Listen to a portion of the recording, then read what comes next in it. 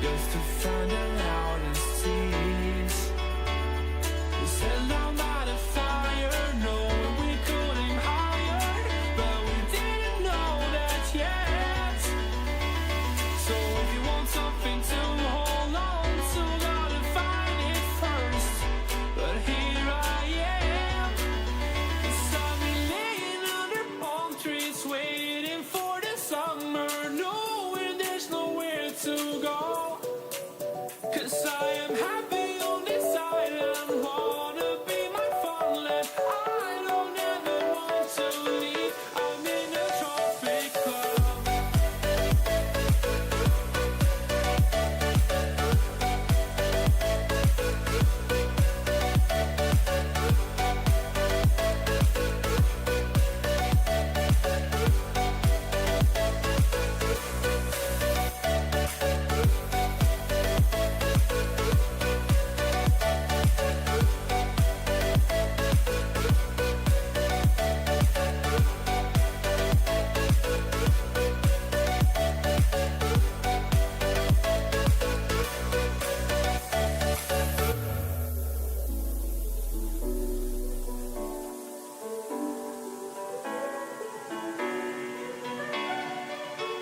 I remember the ocean moon, memories die out too hard.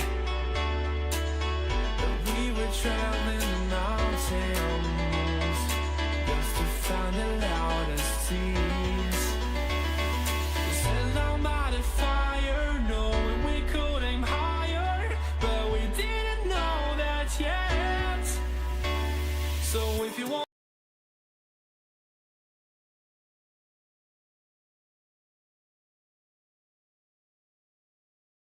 Hello everybody and welcome back to the Round Too Much, and it's going to be session 3 in between Zhao and Ding Zhuyi to see which one of those two players is going to stand as very much the pride of China in this season's World Championship. Of course, we still have another player from China. The three of them that still remain in the second round are going to be playing alongside each other, with Weezer playing on the second table against Mark Selby to try and see which one of them will play either Hossein Mafai or Judd Trump in the quarterfinal stage. So right now, it still seems like Zhao does have a couple of frames to lose, because he finds himself in a position where he's got a 9-7 lead, but ultimately that frame 16 steal from Ding, where he had a really good break at the end point of 69 points exactly, he manages to put himself at least with that window where potentially, especially if he gets a decent start at the beginning of this match, of the third session I should say, he's certainly going to be a real threat for you to try,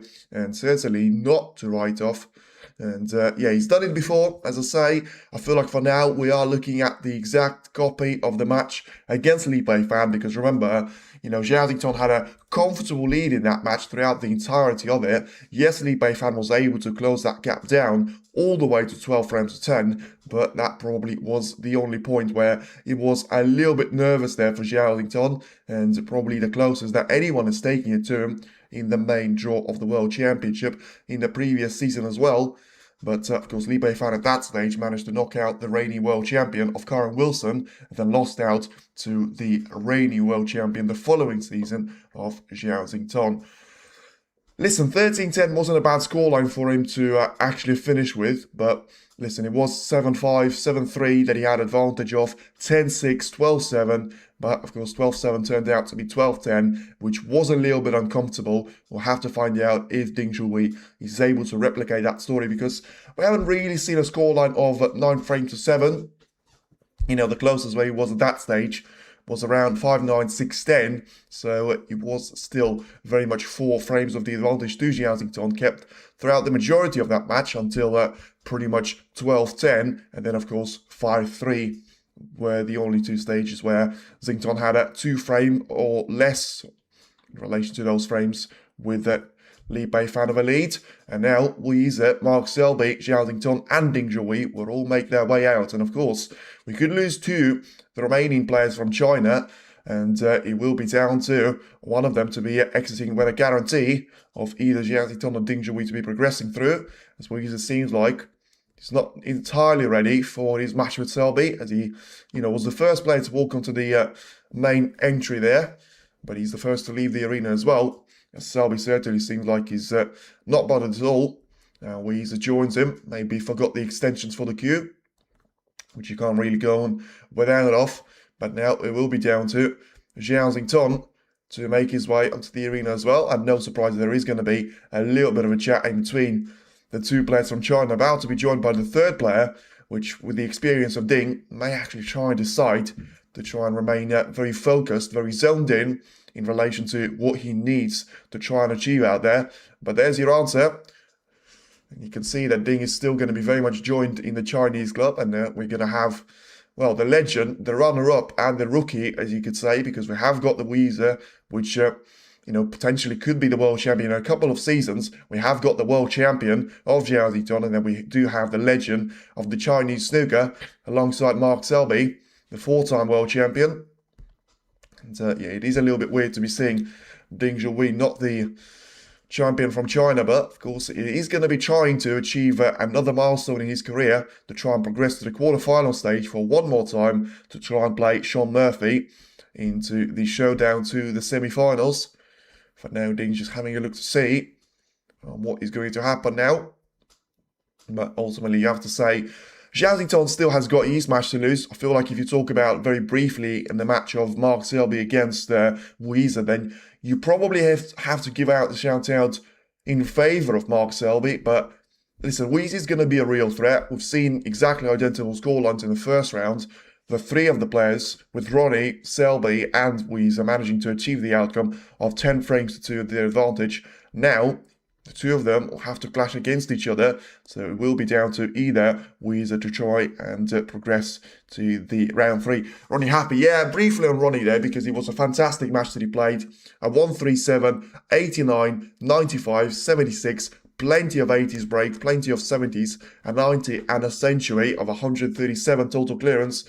Listen, he left John Higgins no chance out there, but literally a couple of minutes ago I was watching that session with interview with Steve Davis that Ronnie's done in October 21, where he says, he sort of was 8-4 up against Davis in that Masters final, and then, he was saying to his agent that he celebrated beforehand, and of course the evening session turned out to be the one where Steve Davis left him absolutely no chance, and never celebrate too early is basically the point I'm trying to come across. Make sure that you still turn up for the second and potentially the third session as well, because 6-2 is nice when it's a match of first to 6. It's not necessarily going to be too healthy of a lead if you talk about a first to 13 of the encounter. As now we have got Weezer to be making his way towards the main stage. Hopefully no issues with the stream this time around, as now it is going to be certainly the man from China that is looking to try and make himself to be the man to try and beat Hussein Wafai or Judd Trump. And of course, there won't be Ronnie O'Sullivan walking out to confuse the tables, as there was in the first round. But Mark Selby is certainly going to be a real threat there. He was enjoying himself when he was walking and making his way towards the match with Jack Jones. And he seems like he's certainly going to be in a very nice mood here as well. Remember, that wasn't the case when he lost out to Ben Wollaston in a previous edition of this championship last year. Right now, he certainly seems like he's full of smiles, he's full of humour, and he certainly will try and bring out the best of his game to try and make sure he has got an early lead against Weezer, which is going to be difficult to achieve, but nothing is impossible for the man from Leicester, and the Jester is certainly going to try to entertain the crowd, but ultimately entertain himself a little bit more, as he's looking to try and make it another player that we haven't seen in the previous edition of the quarterfinals 2 seasons ago. Because if you talk about the likes of Tron, the likes of Jack Jones, David Gilbert, Stuart Bingham, Stephen Maguire, John Higgins, and Ronnie O'Sullivan, all of these players so far, of course, haven't made it through to the quarterfinals. The likes of Maguire, Gilbert, and Bingham can't do that technically, but if you talk about the likes of Ronnie O'Sullivan, Jutrom, they seem to be the ones that could still progress and make it. The same lineup as it was 2 years ago, and you can see Dean now making his way towards the table 1 lineup. So it's now down to the world champion to be announced. Ding still finds himself in a pretty decent position there. 9-7 down to Zhao Ziton in the first to 13 race. He doesn't look too bad for him right now, but he needs to make sure he's going to be able to outperform the Cyclone in the remaining what could prove to be 9 more frames for us to be seeing.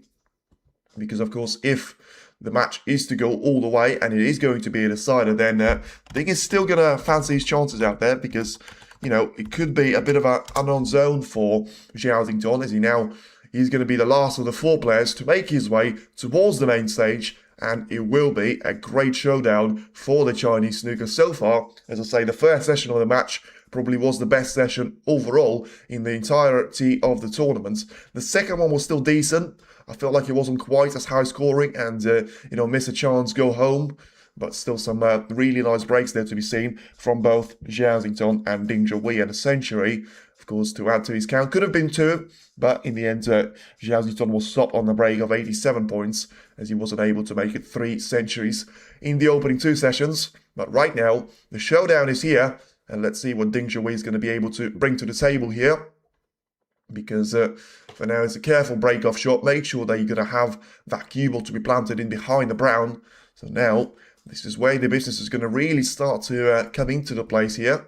Because Ding is going to be the one which not necessarily going to feel the pressure, but the point that I was going to make is that he's got loads of ground to make up on Zhao, and ultimately it will be a bit of a story for him to try and come back stronger. As right now, there is going to be the first chance that presents himself from Zhao as the first safety shot. It's not quite going to be as bad as it was in the previous couple of sessions, but still, it's the one that leaves a long red available for Ding Junhui, and so far, as I say, those ones have been taken with great accuracy by Ding.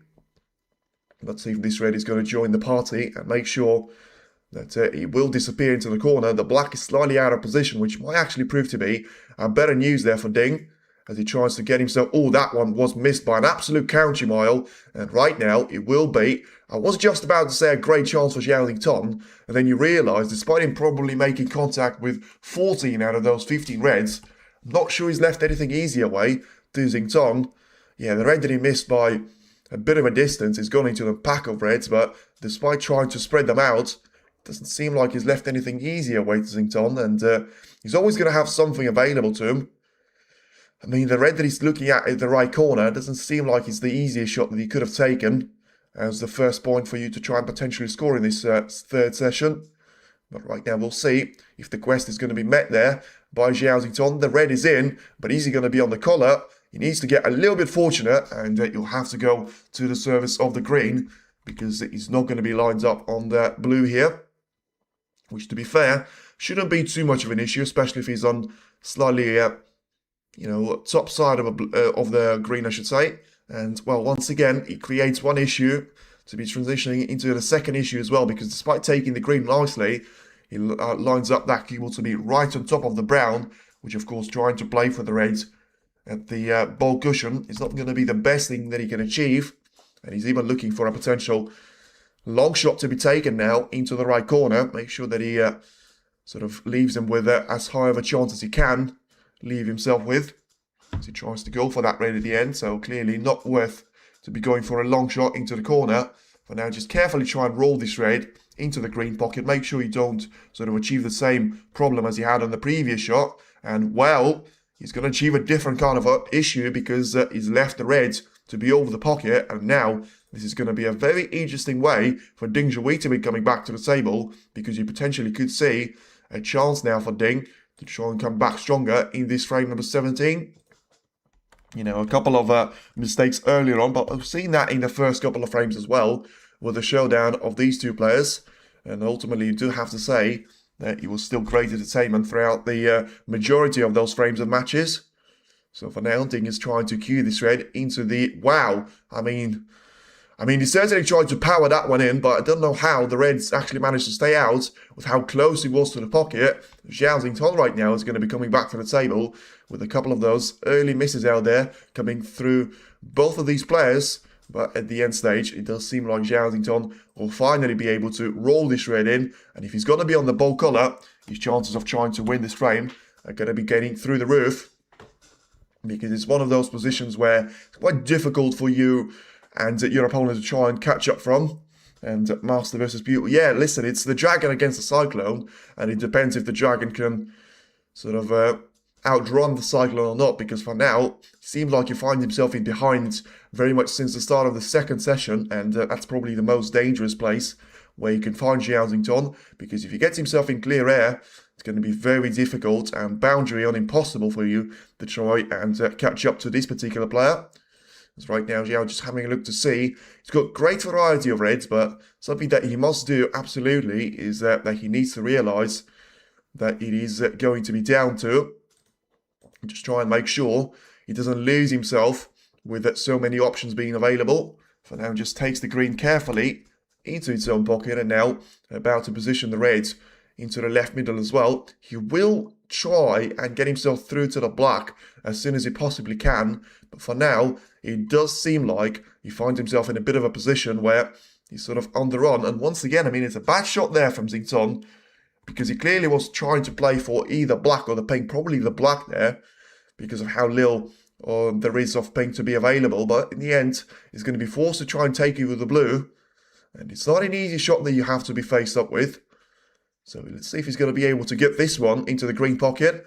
Had the green to be taken beforehand, the blue is going to stay out at the table. So once again, just 5 points to be scored, and back to Ding Zhuyi will go. So far, it just doesn't seem like either one of the players are getting the most out of their positional success. With, despite having plenty of those options, you still need to make sure you use them pretty well. And now, you will be down to a decent opportunity here for Zhao Xington to try and stay in his seat for a while, because now it is going to be Ding Zhuyi to come back to the table and has got a red into the right corner to be taken. Probably doesn't have the angle to try and play for the black, which, I mean, to be fair, does he have an option? Because the blue, after that previous miss, has gone onto the top edge of the bowl cushion, which leaves you with the pink, which is not going to be possible into the left-hand side of the table at all. It does seem like Ding is going to have to try and play for the bowl colours or the black here. So does he have the angle to try and play the shot with the black? The answer is no, he doesn't. And he's going to try and force Zach Kubel to be heading all the way for the yellow. Good morning, absolutely good morning to you as well. It's 10 o'clock in the UK, and right now it will be a showdown of two great players from China going at it. And in the meanwhile, Mark Selby has got an early lead against Weezer and looking to try and make sure that he'll be the one to stop in the first frame of that particular match. As you still feel like Weezer is going to be dangerous in the next couple of frames, but when he comes down to having those interesting frames that you can see in between Mark Selby and Weezer, you always feel like it is going to be down to Selby to try and prove that he is going to be very much the best of the two of them. For now, Ding takes the yellow carefully well and positions himself for 3 points of a gap right now. So let's see if Ding is actually going to be the favourite to try and win this frame, because despite him being at the table, you still feel like we've seen that plenty of times from Zhao Xington and Ding Zhuyi already, and that red just about wobbles into the left corner. But ultimately, it was a very important shot there from Ding, because he manages to get a couple of those reds to be out of position. But ultimately, as soon as he puts the black to be on his own spot, he should have a really good chance of trying to make sure that he's going to be the one to catch in the frame number 17. So now having a look to see on what's going to be the case here, because you still feel like it will be a decent opportunity for Ding to try and take this one away, and inform Selby should be strong.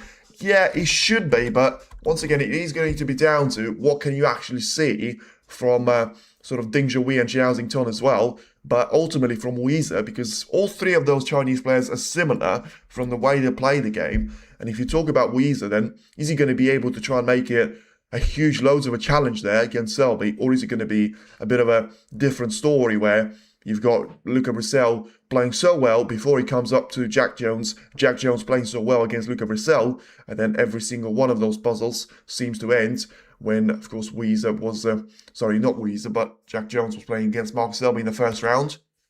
And now 12 points, he's going to be playing 9 right now, as Ding wobbles another red into the corner. And the problem for him right now is that he's going to have to try and play this black very carefully into the back end jaw of the left corner pocket, and he's used too much of that one. It's going to be a bad miss there from Ding Zhuyi, and he certainly leaves himself in a world of trouble right now, because yeah, it will be down to one of those mistakes eventually to take Zhao over the finish line, because for now, it does seem like way too many of those misses are ultimately coming from Ding Zhui's point of view.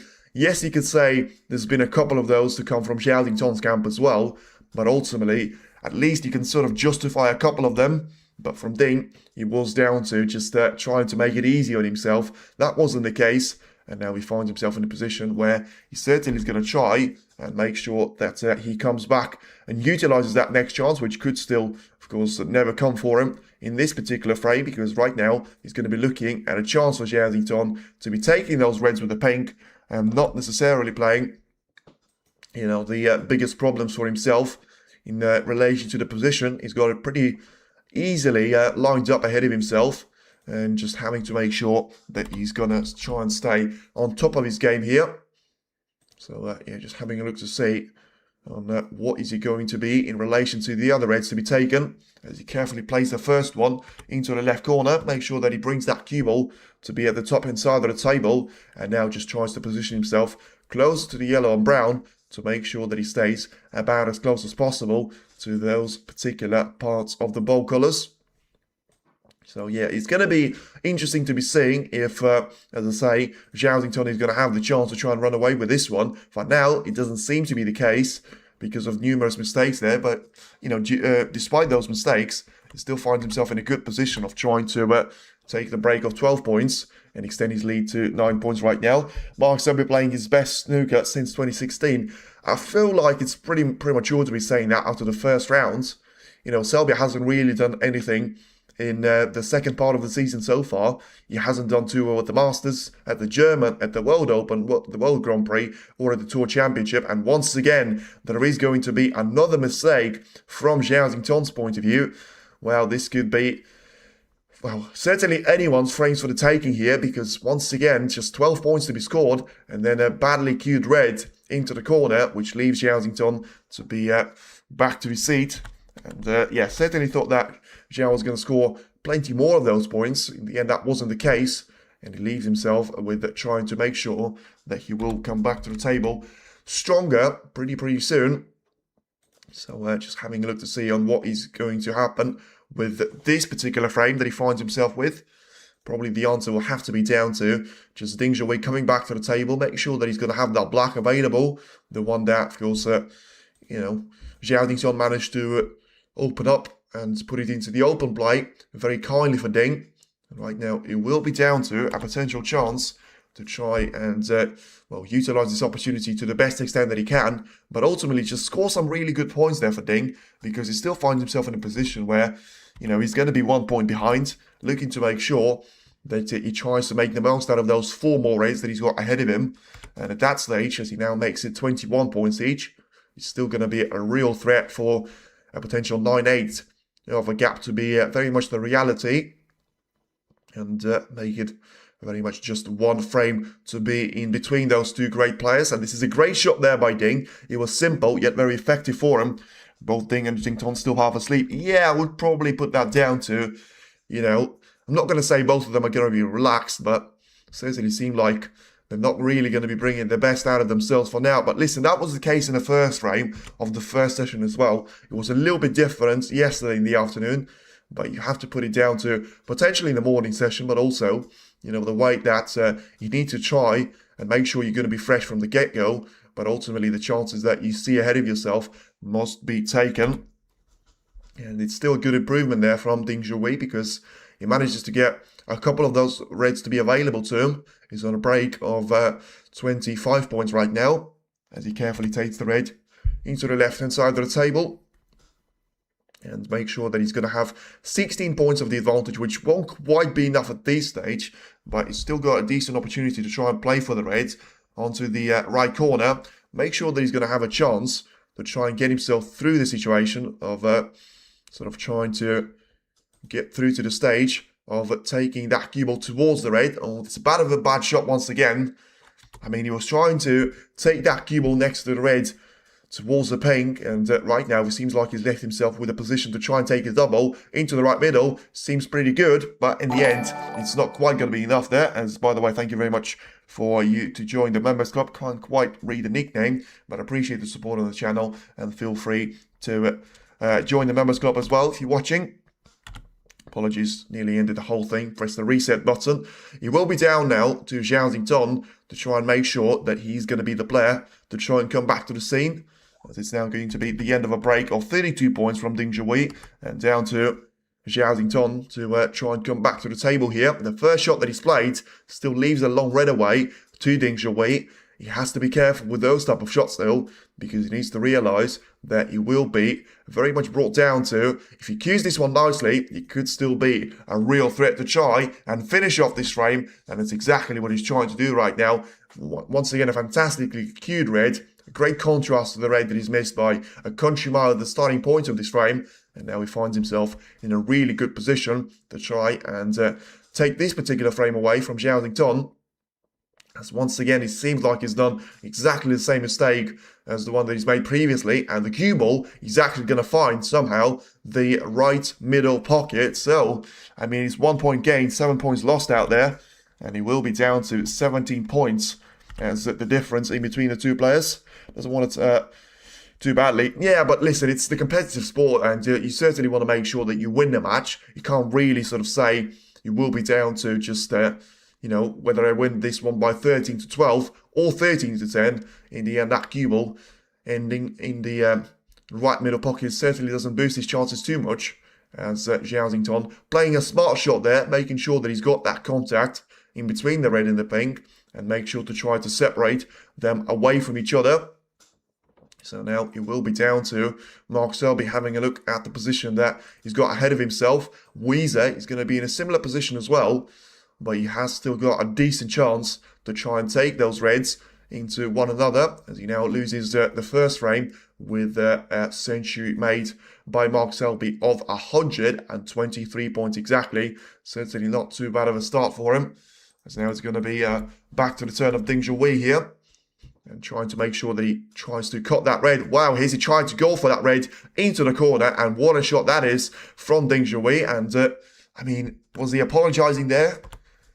Did he not mean to play that shot all the way into the corner? Because that's what it looked like as soon as the camera switched onto his face to be shown.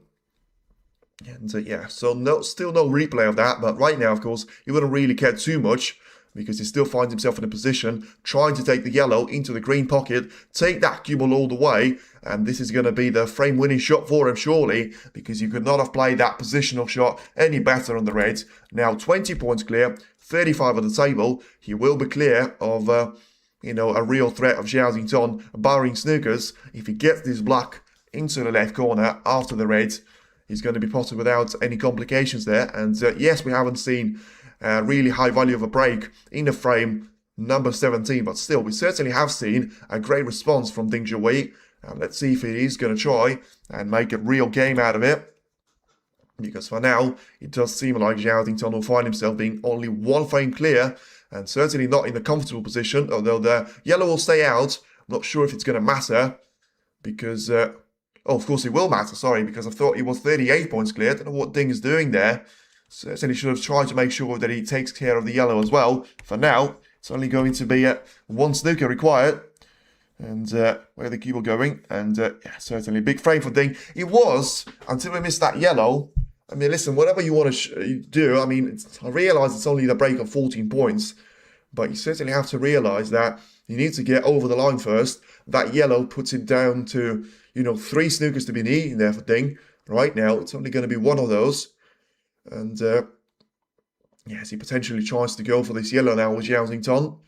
He's going to be looking to try and get in behind the brown right now. He's got a nice little triangle of brown, blue and green, all to be next to each other. And is it going to be a chance now for Zhao to get a snooker? You feel like, even though it might look good to me, it's a little bit too far away from the blue.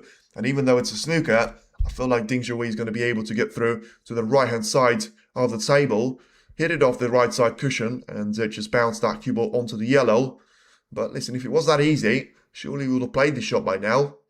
And it's even easier is the outcome. He's clearly had himself in a comfortable position of thinking, what can he do with the yellow? He can actually see this one entirely, and he's just going to try and play a careful shot away to make sure that yellow is going to bounce at the top hand side of the table. And, well, leave it down to Zhao Xington to try and do some damage on the snookers. Ultimately, he still finds himself in a position of having the black to be compromised slightly, but you do have to say, you will be brought down to the situation of what do you find yourself with in relation to the other reds and the other colours here in this stage. Because if you find yourself, finding that snooker, all of a sudden you have to say Zhao Xington is going to be at the table. It probably becomes the favourite for the entire frame here. Because yes, the black is going to be out of position. Let's see if Ding is going to try and use that black as well. Whether he was aiming for it or not, he certainly missed it. And to me, he certainly was aiming for that black, because now he finds himself in, a little bit of a problem in relation to leaving that yellow away to Zhao Xington, which, I'm not sure at this stage if it's going to be worth to be taking the yellow on, because, of course, you still need to find that snooker. And you technically lose a colour if you try and take the yellow away. But I'm still going to be very much looking at the position of the green, blue and brown all next to each other. So if you get right next to the green, you try and bounce that one to the lower end of the table, play the cue ball behind the blue, you should get a really decent opportunity of sort of trying to play those colours with the best possible manner for yourself. So for now, Ding is going to look at this yellow to be aiming towards the black again. Or it seems like he's just going to try and play a bit of a snooker escape himself. And has he got it? Now the cue ball is not going to be too close to the brown. And that leaves Zhao Xington with still plenty to be seen of that yellow, especially on the left-hand side of it. And yeah, from a technical point of view, it's going to be quite interesting to be seeing there on what's going to happen in the match of Mark Selby against Weezer, because you feel like it is certainly going to be down to a clash of styles, but ultimately it will be down to a great piece of queuing there from Zhao Xington, as nearly finds the ultimate target of trying to be behind the blue, but even without that being the case, he still manages to get the snooker on Ding Zhuhui. And let's see if he can try and swim around the brown to make sure he still gets the contact on the yellow, and he's missed that one. He's going to have a big bounce, so let's see if there is going to be a sign of a free ball. And of course, missing that yellow, he's going to come very costly for him right now. The good news for Ding, he's managed to put the brown safe, despite not making a contact with the target ball. And right now, of course, Zhao Xington finds himself in a position where he's 24 points behind, 27 at the table. And if someone was to be able to try and make a real game out of it, it will be Zhao Xington, especially if he lands in behind the blue, and what a shot that is. Listen, if you needed a couple of more snookers, you have to ring Zhao Xington, because that is an absolute masterpiece of a shot, and good luck trying to make sure you get out of this one. The minor points advantage for Ding is that he's got the yellow to be on the cushion, where it doesn't really matter about the points. He's not 27 or more clear. And he will be down to just having himself in a position of trying to make sure he doesn't play the shot with too much power, which of course would leave the yellow away. So it's understandable if he underrolls for the yellow first time. Seems to be a really good effort though. And it's a fantastic effort from Ding Zhuhui. He could not have judged the power any better. And listen, it was a nasty snooker, but that certainly was a great escape from Ding Zhuhui on the first time of asking as well. And because good news for Zhao is that he didn't need to have any foul points. He's looking for a chance to try and pot the yellow. What a snooker excellent escape. Yes, brilliant escape there from Ding. And now we'll be down to, well, maybe just trying to get the cue ball in behind the black on the left-hand side. I'm surprised with what I've seen there. I don't really understand with what I've seen out there, because Ding Zhuhui is about to have the yellow surely to be rolled into the right corner. Because I'm not sure what Zhao Xington was trying to achieve there, but he's left this yellow. And of course, the problem for Zhao Xington is that even if this yellow is left over the corner pocket, oh, that's a bad shot there from Ding, because he pots the yellow, but at the same time, he snookers himself.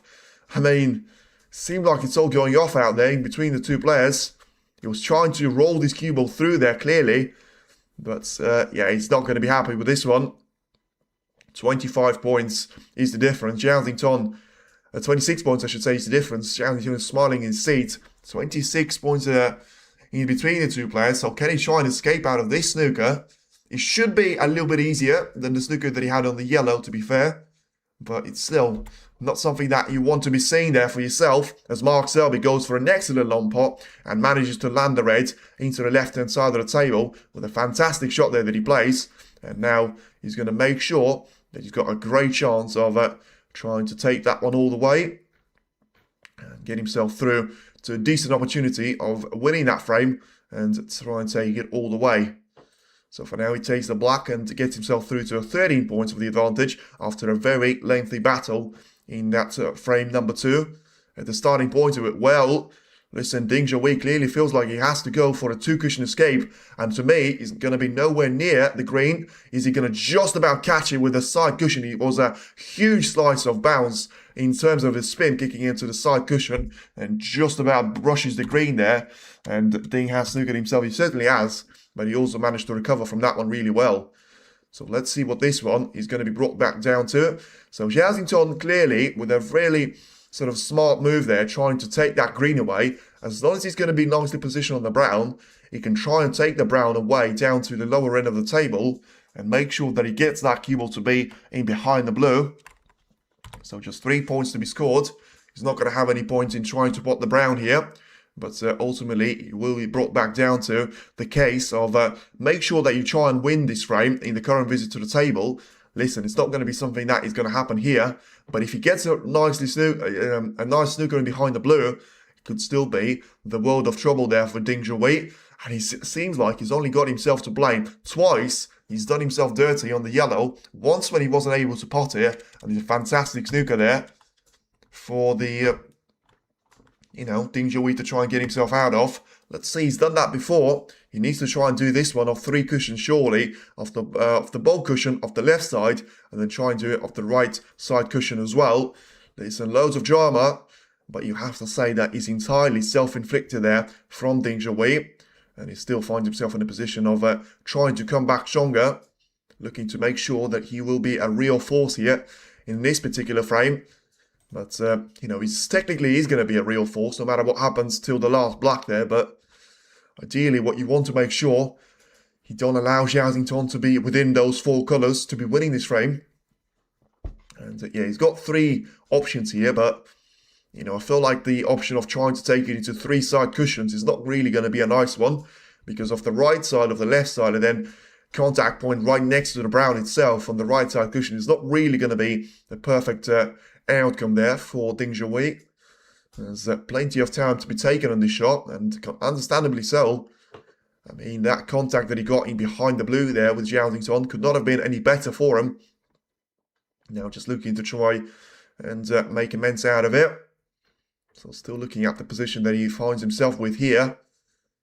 And it's not going to be one of those situations where you can say that it's an easy one, but at the same time, you probably have to put that down to Ding Junhui looking at all the options that he has available to him and then just trying to find out the best one that he's got available. Very much next to his name.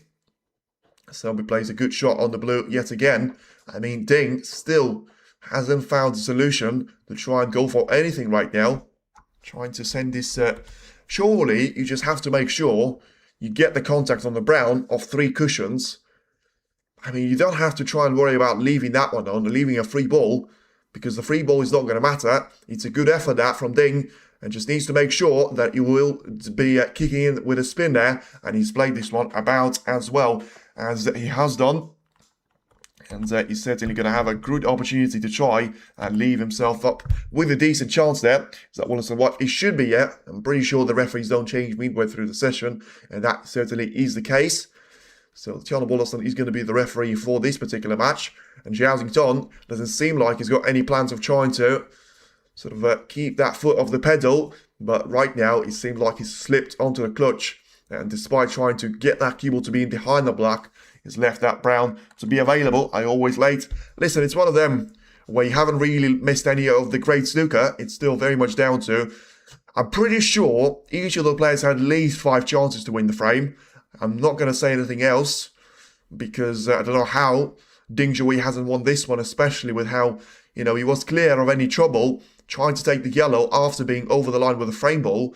But at the end stage, Zhao has put him under so much pressure right now, and it's now going to be down to the last 4 colours. And Zhao is still looking to try and make, great contrast here. Ding is fighting, I see. And yeah, you will certainly be down to just trying to get within one frame away of the ultimate comeback to be completed. It's a nice double there from Zhao, which of course something that he wasn't playing at all. Trying to get in behind the blue. And yeah, he didn't get too close to the pocket, which actually helped on to leave the brown at the table and make sure that he'll leave himself with a chance to try and come back stronger here. And still looking at Selby, as he's only going to be one shot away of getting over the line. I mean, incredible consistency there by Mark Selby. You know, he's had that ultimate win over Jack Jones, and right now it seems like he's about to get himself through to a nice little advantage over Weezer as well. And right now, Zhao is going to find himself being snookered on the brown, in behind the pink here as well. So let's see if he can try. And well, I mean, the problem is he probably has to take the brown here, you know, and just carefully trying to play that into the side cushion. But I mean, I'm not necessarily going to say that's the best thing that he could have done, because whilst bouncing that cue ball into the open place of the table, he certainly keeps the brown on the table, but at the same time, he was always going to leave it for a long shot available for Ding here. And of course, if he takes the brown, it will be frame over. And he wasn't even trying to do that, just trying to carefully play that cue ball to being behind the black. It's a decent effort, that. It's a mighty effort from Ding Zhuo at the end, and just about unable to get that contact point, I mean, behind the black to keep that cue ball there. As the 30 points of the frame time, I'm pretty sure the longest that we've seen in the entire match so far. But once again, down to so many mistakes to be made by either one of the players, but ultimately just not having the great ability to get over the finish line with both of those two. Once again, a decent safety there by Zhao, but it's not quite going to be enough at this stage for him. He needs to make sure he puts Ding Zhuo not to be seeing a full contact point on the brown, which of course is something that he can do right now. And Selby, by the way, may be going for a back-to-back century, you know. He's got a break of 89 points and counting after a break of, 123 in the previous frame. Certainly was anything but comfortable for Weezer, as he now finds himself being 2-0 down. Zhao still looking to try and get that cue ball to being behind the blue. He's about to play the shot on the brown. He's a decent line there, but once again, just not enough power. And now he needs that brown to go in behind the pink. It's a decent effort again, but it seems like the gap in between the blue and the pink is going to be just about there, available for Ding Zhuo. And Ding is not going to need a second invitation to try and make sure that he takes this brown in carefully with a double towards the green pocket. Try and put that one as straight as you can with the cue ball, but ultimately try and limit the things that Zhao can do off this brown. And to be fair, you may well have to try and play the shot off the right side cushion in behind the brown and just try and separate the cue ball away from the target ball here. But it does seem like he's sort of missed the plane there a little bit, because, you know, he's not going to have an easy chance of trying to do snooker with, you know, the black and the blue. Yes, they're going to be in a position where if you get the snooker in behind them, it's going to be a really difficult one. But, you know, if Zhao wasn't able to do that with you know, in relation to how close he was on the blue after passing that green, it's not really going to be able to get any easier for him. Once again, Ding just trying to carefully swerve around the pink, make sure that he gets the contact point on the brown, and still finds himself in the position of trying to take the brown into the green pocket.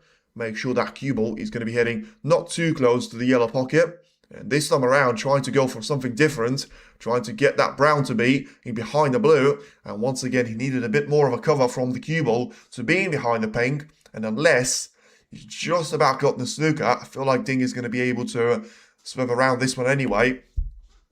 But he may not even have to do that.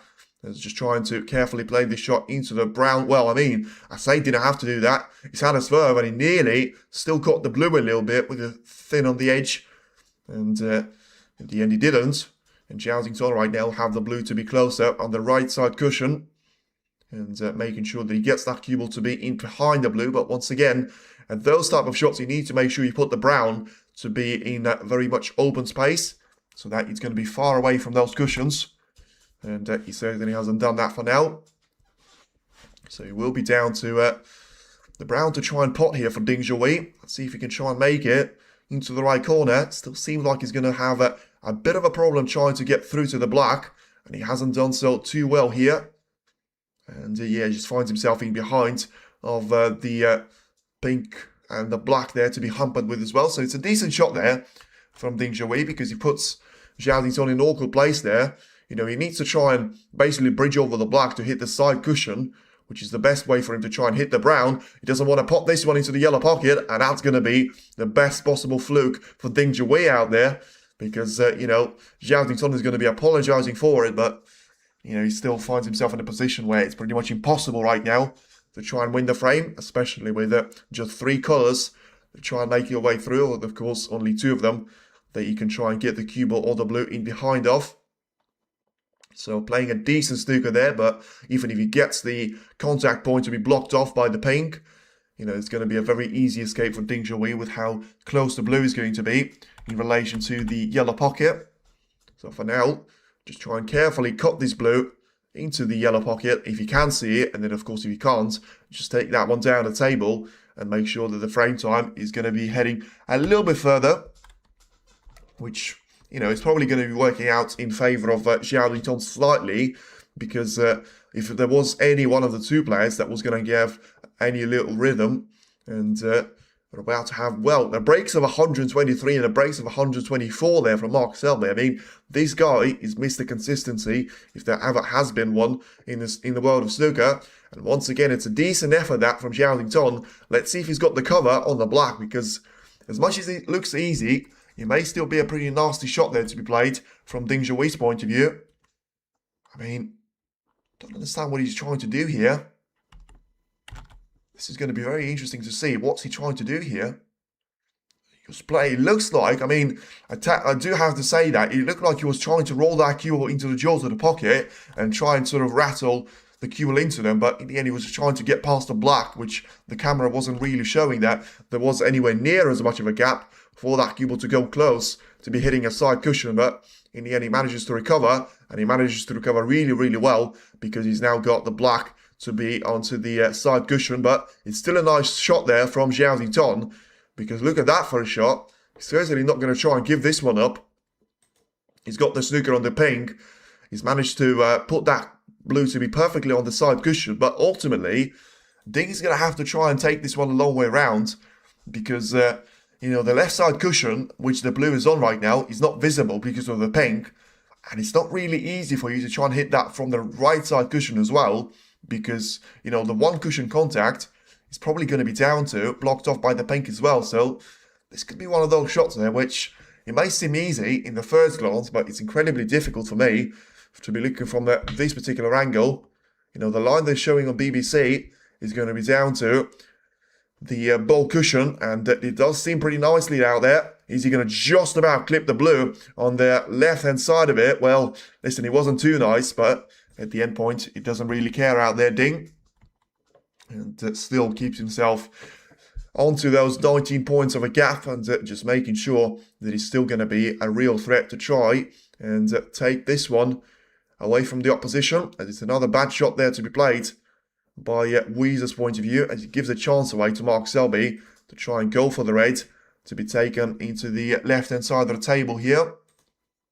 So for now, Zhao Dingtong has finally played a bad safety shot, and Ding Zhuo surely is going to take this blue into the green pocket and make sure that we are going to be heading to the next frame, or he can try and miss that one. And at least he kept the cue ball to be really safe onto the ball cushion. So for now, it will be down to the safety battle to continue, as Ding just doesn't seem like he's able to find the last missing colour for him to be over the line and not leave a chance away to Zhao Dingtong. So just carefully taking the blue towards the right-hand side of the table, playing a smart shot there as well in relation to trying to bring the black into the open play. But of course, leaving that blue to be in the open space himself may leave a chance away for Ding to try and take the blue into the green pocket. Make sure that he finds himself in the position of trying to take the blue away and get himself through to the shot into the green pocket right now. And just carefully try and put a little bit of power in behind it. It didn't really get too close to it. And now, I mean, are we getting to this sort of zone where Zhao Dingtong won't really be too much of a negative fan of just trying to pot the blue and then using the factor of the pink and the black to be so close to each other? And yes, if that goes wrong, he's got no chance. But, I mean, tell me where he was close on trying to get the snooker in behind the blue. Yes, he was sort of trying to knock on the door with that shot where he had the black to be on the cushion, the pink to be on his own spot, and putting the blue nicely on the side cushion as well. All Ding has to do, roll the blue into the jaw. Yeah, but the problem with that particular shot is I still feel like he doesn't really have a chance to be taking those type of shots in. I feel like the one that he was trying to reach on the table, he could have done that, but he clearly fancied himself to try and cue that blue into the pocket. Didn't really have to power that one with so much of the force at that stage, but listen, it will be down to him doing whatever he's going to be comfortable with. Zhao once again trying to take that blue with 4 cushions of escape, and as much as he's going to be close to the black and the pink, he won't be too close to try and impact the cue ball as the turn goes back to Ding Zhuyi once again, and just looking to make sure that he's going to try and keep those to be in the same way for him, and just get through to an early opportunity. And well, I mean, that's a bit of a fortune there from Ding Zhuyi, because it seems like he's actually managed to get an unintentional snooker to be lined up for Zhao Zington after a double kiss. Got this a battle, that one. Yeah, listen, it's now 40 minutes for the frame time, and it feels like it's pretty much 15 minutes since the last spot time out there. So it has dragged on for a bit, but you can't say that Zhao Zington has not been knocking on the door, although that knocking may have to end here. The blue is going to be going too close to the yellow pocket for it to be a comfortable one. And after all that struggle, it will be down to a chance for Ding Zhuyi to try and end this one and make sure that after 17 frames, it will be 9 frames to 8 in favour of Zhao Zington. But ultimately, it will be a very interesting frame number 18. But still, incredibly, that blue stays at the table. And it doesn't really get any easier than that there from Ding, so he will be disappointed with it. Ultimately, as I said, that long battle seems to be working out in favour of Zhao Zington, but ultimately it probably will be down to, just no real rhythm for Zhao Zington or Ding Zhuyi to have to try and take into the next frame. Ultimately, at this stage, you probably do have to say you will be down to, just whoever gets himself over the finish line. And you can see there, that yellow to be missed into its own pocket. I mean, how easily it could have ended like 20 or 30 minutes ago with Ding winning that frame, because there's no way, if he pots the yellow and green, there's no way the Zhao Zington's coming back to the table out there. So for now, it's a different story, and it will be very much a different situation here for Zhao Zington to find himself in as well, as he still needs to try and find that precious point, as he finds himself 19 points behind, whilst having 18 at the table. So let me just try and get the stream off. Weezer against Lark Selby up and underway. No, doesn't let me in, which is bad. Just try and keep that one on the separate screen as well, because for now, it does seem like Ding Zhuyi is going to try and just basically put that blue over the corner pocket. Oh, that was close with the cue ball as he bounces towards the left-hand side of the lower part of the table as well. He should have taken that one further away from the pocket, to say the least. And right now, it will be down to a potential opportunity from Ding Zhuyi to try and make a real thing out of it. As he just tries to take the blue towards the green pocket right now, and carefully placed there by Zhao Zington, as he's going to have that cue ball to be rolling all the way down the table.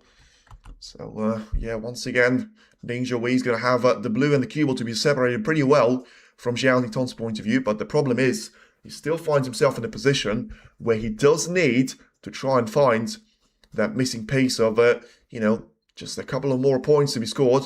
And then at that stage, he certainly should be clear of any danger from Zhao Zington's point of view. Now, what can he try and achieve of this particular blue to be taken? Is that going to be a huge bounce of a luck, or is he going to try and fluke another blue here? He didn't want that to happen on the brown, and he may have left a double here for Ding Zhuyi. Once again, a hand of apology will go up that he hasn't left a blue to be over the pocket, but you feel like Ding, he's taken the double before, and he's made that one into the pocket of the middle. Can he try and take this one as well? Seems like a little bit too far, and loads too far at the end, as he wasn't too close to making that blue into the middle. It seems like that blue is desperate to stay at the table as long as he possibly can. But, of course, you can't really question the commitment for Zhao Zington for now, because he needs to try and battle this one till the end. But at the same time, you do have to say that, Ding Zhuyi could have easily finished this frame with numerous opportunities that he had And now just trying to take the blue onto the right side cushion and make sure that cue ball is going to be close once again to being behind the pink. Just needs you to have a little bit more extra power. And in the end, it does seem like he's opened up a gap to try and get this one on the bounce from the ball cushion. But if he hasn't, it's a really nice snooker there that he got on Ding Zhuyi here.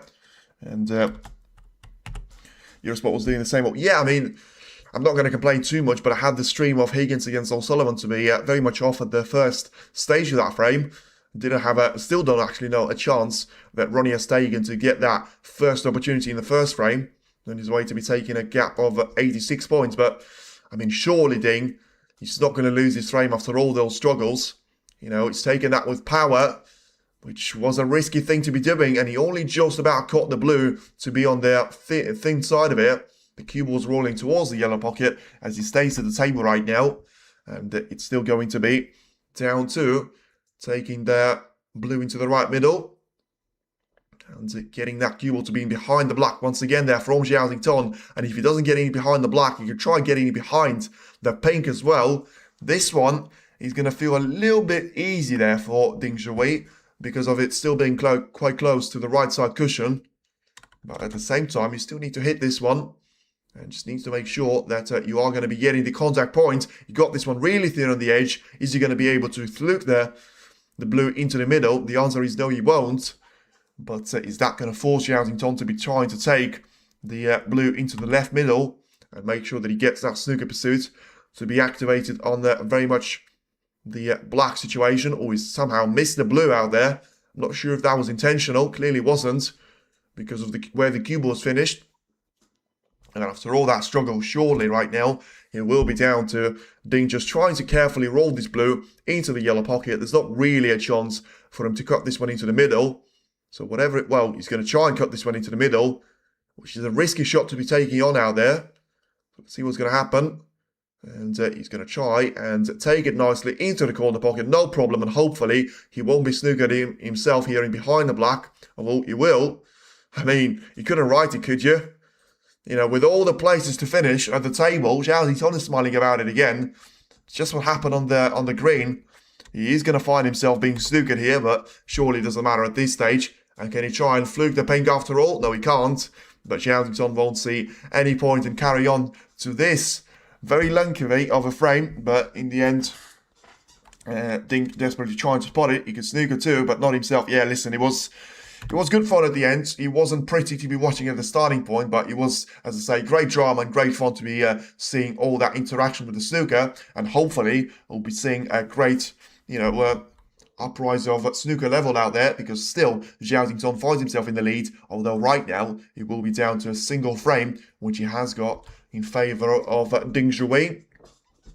So, yeah, it's going to be interesting to see, as I say, because if you put this one down to having a decent chance to try and get over the line with the next frame, is it going to be a chance for Ding Zhuyi to try and do that, close the gap down, make sure that he's going to have a really good opportunity to try and knock on the door there? Or for me, you feel like Zhao Xington is certainly going to try and make sure that he's going to exit the frame number 17 with a bit of a better scoreline to be seen there.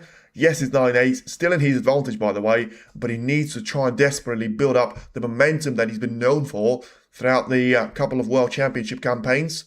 As Weezer, Mark Selby are going to make it all battle for the third frame. And it seems like Mark Selby is going to give 4 more points away to Weezer right now. There's not too many of those points are going to be scored of the highest break out there. So Weezer's still going to be the favourite for taking that third frame away from Mark Selby, especially with Selby being the one to find himself snookered in behind the green. But Zhao Xington, listen, it's not quite as comfortable as it was against Li Beifan, because, as I say, there was very few sort of instances in that particular match where we've seen less than 3 or 4 frames to be as the advantage for Zhao Xington. Can he try and put it all past him as he approaches the frame number 18? Aperitif time in France, well, certainly he's going to be down to that as well. In the 11 o'clock right now. 12, pretty sure he's going to be in France with that 1 hour difference.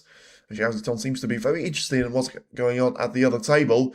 And he certainly should be very interested in his own break-off shot now, because all action and all eyes are going to be on him trying to make it once again back to 2-frame advantage here against Ding Junhui. He's got the tools to try and do that. Has he got the execution and the technique to try and certainly put that down to the test?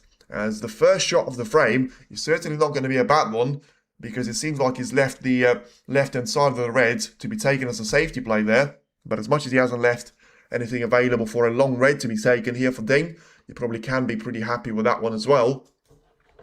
So just carefully try and see what he's got available with that particular red to be taking. And yeah, if he gets that cue ball to be rolling towards the left side cushion, he certainly should get himself through to a gap of, trying to get that cue ball to be behind the black. Or could he actually try and see to pot that red away? Whatever it was, he got a bit too much traction on the cue ball. I mean, this is going to be interesting to be seen there, because I feel like even though he got too much of the pace on that cue ball, he still hasn't left the red into the right corner to be taking on, because the black from this position is possible, which actually makes me feel like he was actually trying to go for something aggressive of a shot. Well, surely Zhao is not thinking about trying to go for this red into the middle. How risky is that going to be? Oh, there's a plant available. Is he going to try and go for it right now? He's missed it. And let's see where the red is going to finish. It won't be a fluke, but it will be a gift for Ding Junhui here, because this is going to be a red over the left corner. Once again, that was very opportunistic there from Zhao. And let's see what Ding Junhui can try and make out of this chance, because he's got a great opportunity to try and make things right there for himself. Just basically barging that cue ball towards the black here with loads of a bounce after the black ball cushion. Make sure that he plays this one to be on the black here for a couple of more shots, and then you never quite know. He can try and take the sort of disappointment of the ending of that previous frame, and in the end, of course, a delight for him to be over the finish line. Ultimately, he can try and put that into a bit more of a positive stuff there as well. And watch BBC 2 1, and for the snooker on ITV at 12 on for the football. Yeah, he certainly should have plenty of action at the... Well, I'm not sure, as I say, plenty of action this Sunday, because as much as it usually is the case, I know that Man U are playing Brentford tomorrow, but I'm not sure if you're going to have plenty of action in between the best football teams out there. But for now, Ding Junhui seems like he's still trying to battle his way on for this frame. And even though he's going to be quite awkwardly placed from the reds, he needs to, well, he's taking this one with topspin, which is not really a great recipe for a success out there, because he needs this red to go in, and he also needs to be on the black there pretty comfortably. He doesn't want to be straight on this one either. And I'll tell you what, he's going to be a little bit too straight for his comfort. So what can he try and do? I mean, surely he's not going to be able to try and take that cue ball in behind those reds and try and play sort of in behind them for the right corner of a shot. Or does he feel like he needs to be taking a pink here? This is missable. Can he try and make things right there for himself? Those are the shots that he needs to make if he's going to be up against the world champion of a challenge. And what's he going to be this time around? It seems like he's trying to play that one a bit too close to the front jaw. And Ding Junhui will be very disappointed out there.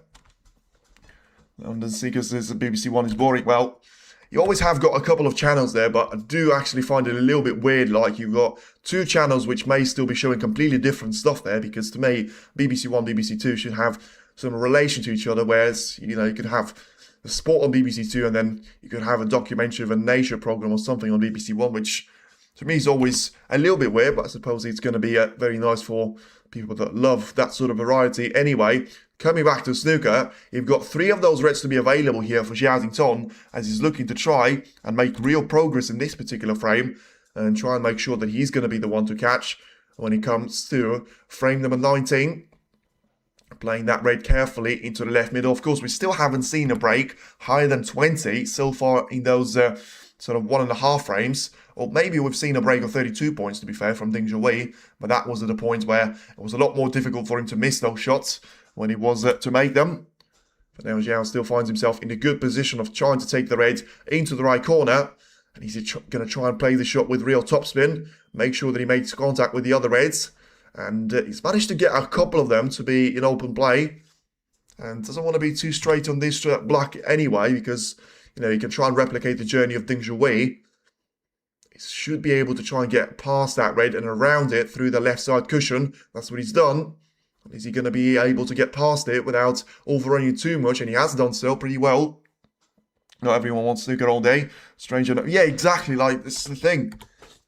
I mean, snooker should be one of those sports there where if you have seen it, then you should be very much into it. But the problem is, not many of the younger generation are actually aware of the whole thing. Especially when they've got the giants, for me, the personal giants of, the Formula 1, the tennis, and the football, which, if you compare the things that have happened in tennis, in football, and especially in Formula 1 so far this season, and snooker's certainly going to be a standout of those four sports, and Ding Junhui, he's going to fancy his chances now of coming back to the table, because even though Zhao makes the black into the corner, I'm pretty sure that split of the pack hasn't really gone to the plan. And he's still going to have a difficult journey trying to cut the red into the middle. I mean, the good news is that he should get the cover for that cue ball, but has he played the shot a bit too much with power? Oh, I mean, he got the cover on the black as well, but he didn't want that cover on the black because now he's going to be out of position unless he takes his black away into the middle. But, of course, you don't have that luxury of having to sort of, play the shot in a way where if you miss it, you're playing for a colour. This time around, you would have been playing for a red anyway. And now 24 points of a lead, and it will be down to Zhao to come back to his seat, and still a break of 33. But in Ripon, it was always Snickers, and it was love to see Ding win the world title before he retires. Got father of Chinese snooker. Yeah, it could be down to that, but to be fair, it will also be very much down to a decent opportunity here. There's certainly plenty of the applause coming at the table too, so let's have a look at what's going on out there. It's a long shot taken by Weezer. Now, that was a really long sort of cut into the middle, and he managed to win that third frame. After that, snooker clearly didn't go according to plan for Selby. Now Weezer seems to try and put himself back into the real chance of trying to take those frames away from Mark Selby and make a game out of that particular match. As he will now be down to Weezer to be very much trying to make sure that he's still going to be on the red after he plays a really good brown into the green pocket. And Ding Junhui still doesn't seem like he's got any sort of clue on how to play himself out of this positional shot. And all day when you start broadcasting a match, you don't switch for cycling in the middle of the match. First of chop, it's what you... Yeah, I mean, that is horrible. I hate that. I absolutely hate that because I still remember in the 2020 world title where, it was semi-final. It may have been the semi-finals, it may have been the quarters, but you're watching the Eurosport and then they sort of tell you that, you know what, they're going to switch to another channel, and if you got that channel, well done, and if you haven't, then you will be down to you watching swimming or cycling or whatever. And I'm like, you're not really there for swimming and cycling if you turn up for the snooker, and surely if you start one of those matches, then, you should finish it off on the channel, unless it's going to be the huge event out there. But you can't really ignore the quarters of the World Championships of snooker. There's Ding there, just trying to make sure he gets the cue ball to being behind those reds, and he seems to have played that shot pretty well in relation to, he certainly got the cover.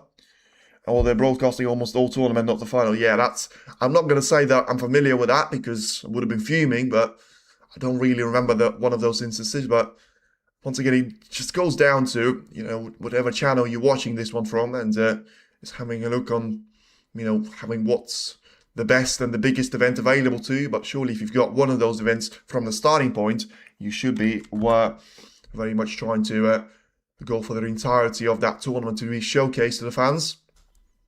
So then a little bit of a safety battle, and Ding senses the opportunity to try and make it a 50-50 of a battle right now, as he's got that red to be at the top hand side of the table, and if he plays that shot well, he may actually put Zhao to be in the world of trouble, because if he's going to be snookered in behind the green, because he's going to put all of those reds to be available next to each other, and he's just about going to have the chance to try and brush the reds on the left hand side. Of course, he still wants to be careful out of not leaving the red over the corner pocket. There's going to be a potential plan to be taken, and that one was nowhere near the pocket.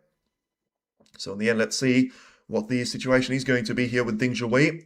He's played that one pretty well there, Zhao, because, as much as it still leaves an easy safety shot there to be played from Ding's point of view, at least he manages to sort of put those reds not to be in a playable position where we're taking with a long red. So right now, just carefully trying to take those reds into one another. Make sure that he doesn't have too many of those to be available for Zhao.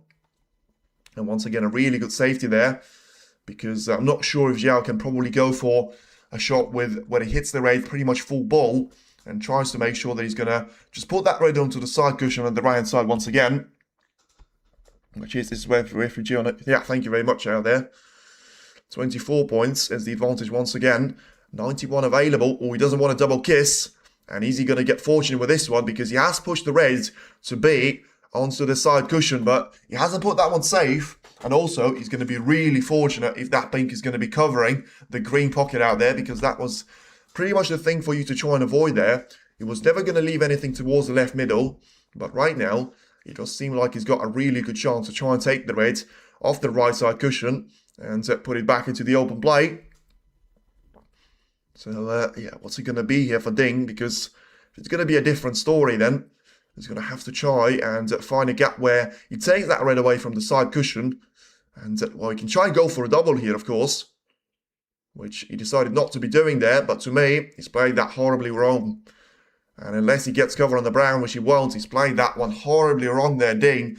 And this one should be taken care of from Zhao Xingtong's point of view. And Ding knows it's going to be disappointment for him, because he was trying to take that red away from the side cushion. And let's just wait and see what happens here. And of course, that red is going to be taken. What he's basically done, he's put that red over the corner. Let's see where that cue ball's going to slow down. He needs to slow down for it to be on the brown. And he won't be on the brown. So now it's down to Zhao Xingtong to try and make a decision here. Surely, it's a no-brainer where you just have to roll that cue ball to being behind the green. As much as there are going to be a couple of ways for Ding to escape from this snooker, and he's got a little bit of the experience, ooh, plenty of room there for comfort there. No, was very close to be giving up foul shot away. In the end, that wasn't the case, and the left-hand side is going to be available now for Ding Zhuyi to try and take this one.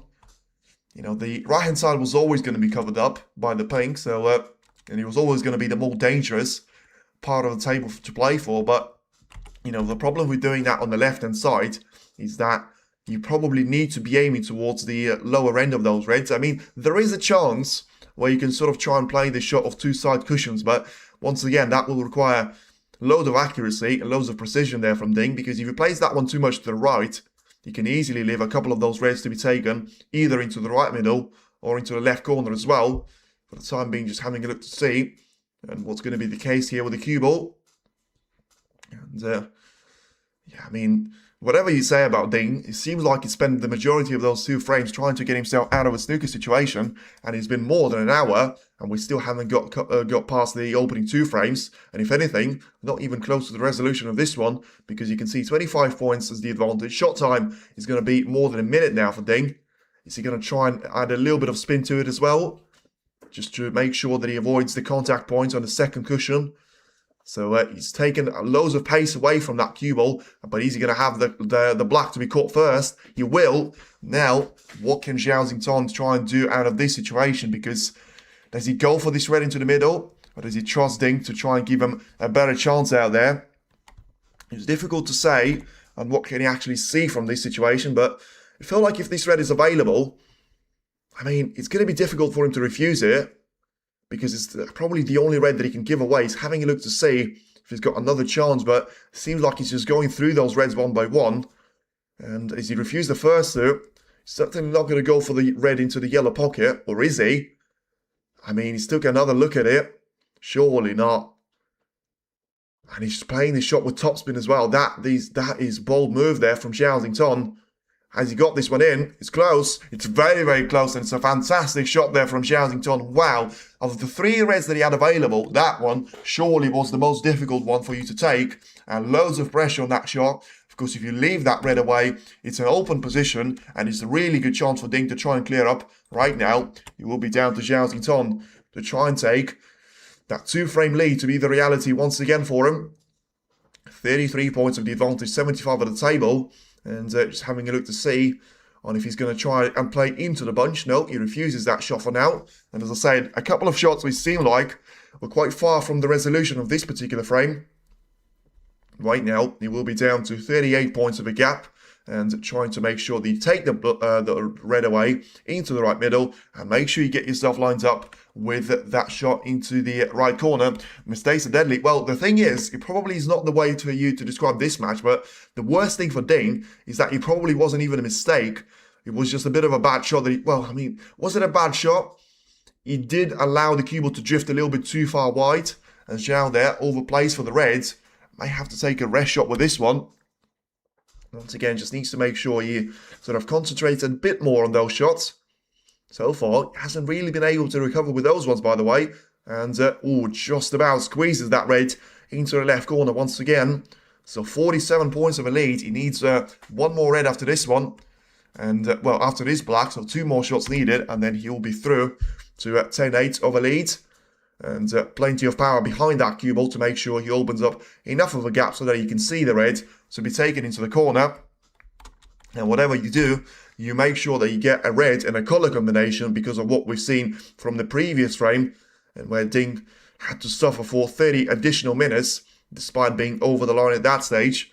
And now it will be 55 points of a gap, and the black to be taken here into the corner, which surely will put Ding Zhao back to his seat and not returning from it until the start of frame number 19.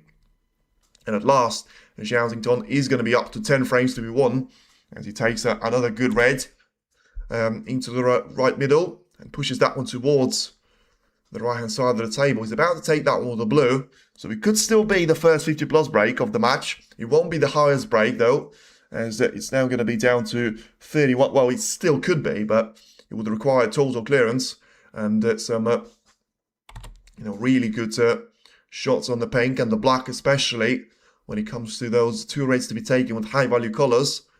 For now, Zhao will, of course, just be enjoying himself, trying to make sure that he keeps that comfortable lead there to Ding Zhao, and it's exactly what's something that he's had been doing throughout the entirety of this match. Ding was always, I was just about to say was always there, as the black is going to be missed there by Zhao. There's not going to be any point from Ding to be coming back to the table now, but in the end, it's only a break of 37 points, which still sees Ding Zhao to be very much back to a 2-frame deficit, as it is now Zhao 10 and Ding Zhao 8. There was then the Rocket 8 frames in under 3 hours, both 50, still as fast. Yeah, but let's be honest with you, it was down to Ronnie being the quick of the two, and John had to really battle his way through those 2 frames that he had. Yes, the second frame that he won was actually really impressive, because he kind of put himself in a position where, he sort of had an early lead. Then Ronnie was, put into a difficult safety to be played. Then the second chance was utilised really well with Higgins, with him making a break of 68 points or so. But yeah, Ronnie was really on fire, and it's just down to if he can try and keep that fire very much within himself throughout the remainder of the tournament, because if he does, then he'll be down to it. Ding struggling today, I think. Well, the problem is he's been struggling for the entire match. I mean, the fact that he wasn't ahead in the first session, it's a little bit weird thing for me to say. He was somehow lucky to be drawing that first session because of that 8th frame, having Zhao to be leading for, 99% of it, but he had to be absolutely devastated with the scoreline as well, because of how many frames he was so close to getting over the line. He could have easily taken that 3-2 of a gap into 4-2, 5-2, and then had a frame to concede of Zhao in the 8th frame. In the end, he lost all 3 of those contentious frames, and he sort of allowed Zhao back into that match. And the second session he was playing well, but once again he wasn't playing well enough to try and make it a match for Zhao. And, the Cyclone took on a 5-3 of a lead, and I would expect the same thing to be done here. And then something like, 13 frames to 9 of a win for Zhao point of view probably be the fair reflection. But it felt like probably the signs were there in the first session, where despite it being 4-all draw, Ding would have had to be devastated with it on the basis of the first 7 frames, but absolutely delighted with the way that the remaining frame has gone. John Higgins could plan 4 frames in a row. Yeah, listen, of course he could. Of course he could. And you also have to look at it on another perspective where Ronnie could easily butcher 4 frames in a row and make sure that, he's going to leave all those opportunities away to his opponents. But now it'll be down to Ding to just try and walk up and down the table to analyse the position that he finds himself with. should be studying instead of watching this one too. Thank you very much. That's probably the best compliment that you can give to me. Indeed, that's not brilliant snooker from Little. I saw they both seem exhausted, more than Zhao, but Zhao is now. Yeah, the thing is, Zhao never seems to be exhausted, although he's probably got the reason to be. Or that's a. I was just about to say it's a good fluke there for Ding, but in the end it has turned out to be a disaster because all he had to do was maneuver that red past the yellow. He caught that yellow. The red nearly got into the yellow pocket. In the end, it stayed out, and now Zhao Yingtong is going to have a chance to try and make an early start to this frame for himself in terms of those points that he can score. And of course, it's going to be very important to just try and make sure that he's going to be the leading man of the remaining of those frames, because it still feels like he can easily try and finish this one without, well, can he try and finish it without the intermission? Win it 3 frames to 1? You know, that will be enough for... No, of course it won't be enough because he already lost. We already had 2 frames. So it's impossible now for him to finish it in the first session of the session number 3. But anything is possible if you play a shot like that. Brilliant there from Zhao Yingtong. And he's going to be perfectly lined up for the Reds to be taken into the left corner. He doesn't seem like he's as happy as he could have been. Certainly as I would have been if I played a shot like that. But yeah, he seemed like he's just going to be down to looking at the negative sides rather than the positives here. Because he's going to have a chance to try and take this one away into the corner. I mean, yes, in hindsight, he's got a bit of a difficult journey to try and make it onto the black. But at the same time, probably have to say, at least he's got a chance to try and play for the black. I mean, he's taking this one proper seriously, which is never a nice thing for you to be seeing there. Because to me, it looks like a very simple shot there.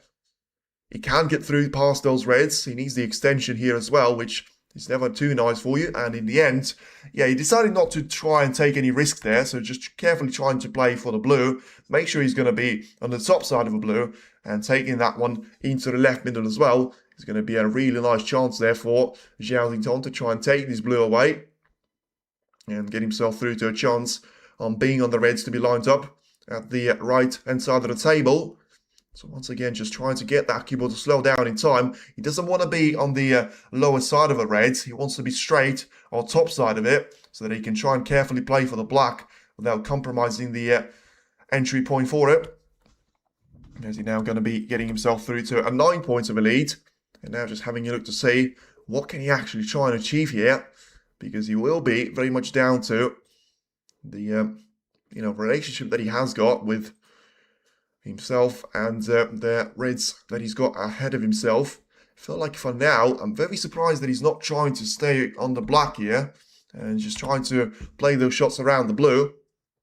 Still maybe onto something as he's about to take the last of those reds to be covering the black from being a comfortable pot into the left corner. Of course, it goes into the corner, but it's very difficult for you to be positioned on the black from the right-hand side of the table because of this particular red, which is now about to disappear into the right corner. Makes that another break of 16 points for Zhao Yingtong. After the previous one of 37 points, is still going to be the highest that we've seen in session number 2. And he's taken loads of pace away from that black, putting loads of the trust in that particular shot that he's played. And once again, that cue ball, I mean, despite him having such a low force that he's played on that black, he's nearly run himself out of position on the reds, whilst the cue ball having to run too much there of a distance. So could still be down to a bit of a, uncertainty of his own game. And this shot that he's about to play certainly will bring him loads of confidence, because he's going to try and cannon that cue ball into those reds. And as long as he's going to be on the reds into the corner, he's going to be positioned perfectly well to try and take this one away from Ding Zhuo and make it very much 11 frames plays 8. And that will put it down to pretty much impossible for Ding to try and make a thing out of it, because so the thing about Zhao Yingtong, he's got such a great ability to try and win those type of frames, and when he's going to be in the rhythm, it's going to be very difficult for you to stop him, because that first frame of the second session, yes, it was the one where Ding has managed to win it at the end, but at the end you feel like it's now been around 150 points without answer, and it doesn't seem like it's about to get any easier for Ding, because Zhao Yingtong, of course, has gone over 1,100 points to be scored there. GG's, not quite, but he's certainly managing to get himself so many of those reds to be available that if you take this black into the corner, and you take 3 more reds that he's got available to him, that leaves you with 67 points available for your opponent, and the gap should be way bigger at that stage. Xington is 100% now. He should, but whether that will be the case or not, as I say, I feel like the next frame is going to be the last chance for Ding to try and make a game out of it, because for now, it seems like Zhao is unstoppable, and when he's in those sort of performances, it's very difficult for you to try and turn up with, a response to it. Because we still could find ourselves in a position where he misses the black right now, and then, Ding finds himself with being only 1 frame behind, and the reality is, he somehow missed all those reds there with a contact point. Clearly played way too straight on the previous black though, so putting himself under a little bit of pressure. As much as he hasn't missed the black, he's now got a bit of a difficult shot with the rest to be taken into the corner, whereas usually would say this is an easy shot for you to take, but there's still going to be a little bit. Oh wow, that's a bad miss there from Xington.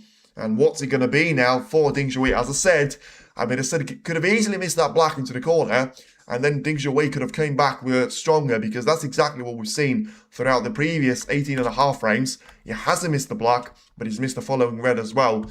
So, what's it going to be here for Ding Zhuyi? He's got a good chance to try and make this break work for himself, because, despite having 3 reds very much on the plate there for Xington, he wasn't able to get on the first one about as comfortably as he was looking for. But his rest shot technique has never been the best thing of his game.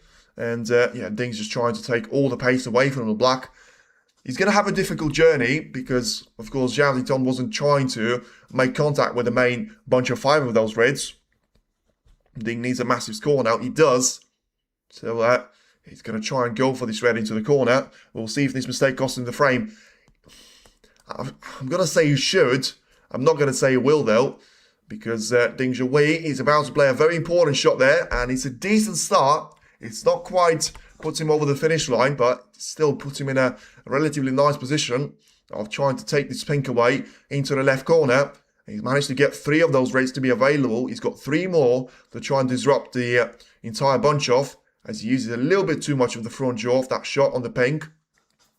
Massive frame next, a must win for Ding. Well, it's now going to be a massive frame this one as well, because he finds himself 32 points down, but he can still try and win this one. If he's going to have a chance of taking the red into the middle, he pushes himself once again to be on the black lines up into the corner. To have John Higgins or Ronnie O'Sullivan's t-shirt. I hope they're not on the same one, because that is going to look very nicely if you bring it to the evening session, because that's the definition of sitting on the fence. If I've seen one, but to be fair, you do have to show great respect to the 2 legends of the game. 11 world titles between them. When the class of '92 were playing, all 3 on the same session, of course, 14 titles were shared. No disrespect to Barry Hawkins, but he had 4 titles to be joined him. Oh, that's an interesting shot that he's thinking about.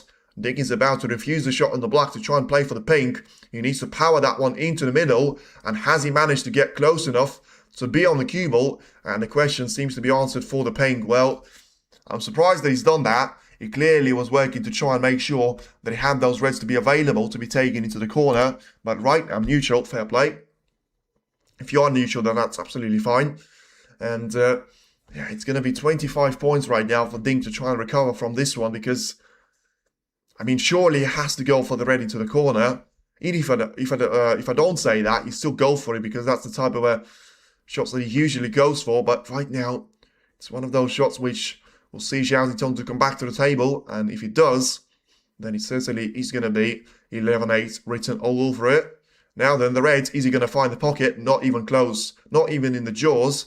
And the shot on the brown, he would not have been on the colour anyway, and it's now a long red, which is going to be left nicely for Zhao Xington. And as I said, that should have been an easy put away for Ding Zhuyi on his good day, but it just seemed like he hasn't managed to find that great game so far of the previous 18.5 frames. But although that red certainly would have been back for me to try and be taken there by Zhao Xington, that was missed, and the red that he's missed nearly going over the right middle nearly doesn't count.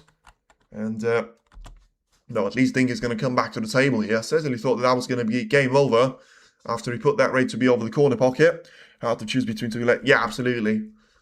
Listen, as much as it's easy for me, but you still have great respect for John Higgins' point of view. Now then, can Ding can try and go for a safety shot now. He needs that cue ball to be in a very safe position in relation to the other red. Well, I mean, that is very gutsy there from Ding, because he was always going to leave a red to be taken into the right middle had he missed that red. Now, as much as there is a brown, which has gone very safe, and to me, you will still need that transition on for the brown onto the blue later on in the frame. Just making sure that cue ball is going to slow down, and Ding cannot string a sequence of 3 shots together, and he's going to be so disappointed with himself because that was such an easy shot from the green onto the red, and he's managing to be perfectly in behind the blue there. Unforced errors, 11 from Zhao, 19 from Ding Zhou, averaging 1 unforced error per frame. Is boundary on unacceptable, but it's still in this match somehow, which is surprising. Was a great to see crowd last night. Standard clap. Yeah, I mean, that was brilliant.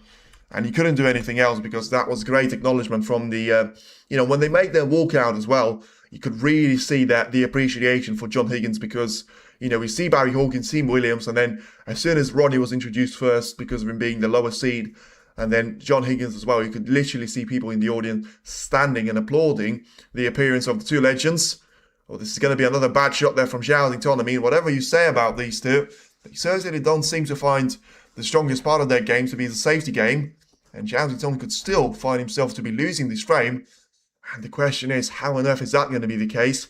With so many mistakes from both of the parties, that's exactly the way for you to sort of see the way that this one is going to go. 1.5 hours on, 2.5 frames to be played. Is it going to be another great chance here for Ding to try and make a little bit of a dent in that gap of Zhao? He's always going to take this red away. So now just looking at where the cue ball is going to finish.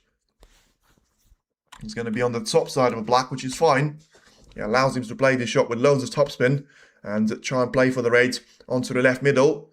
And what he's actually trying to use a little bit of right-hand side spin as well, so that he's going to have a shot into the left corner, which makes it easy for himself.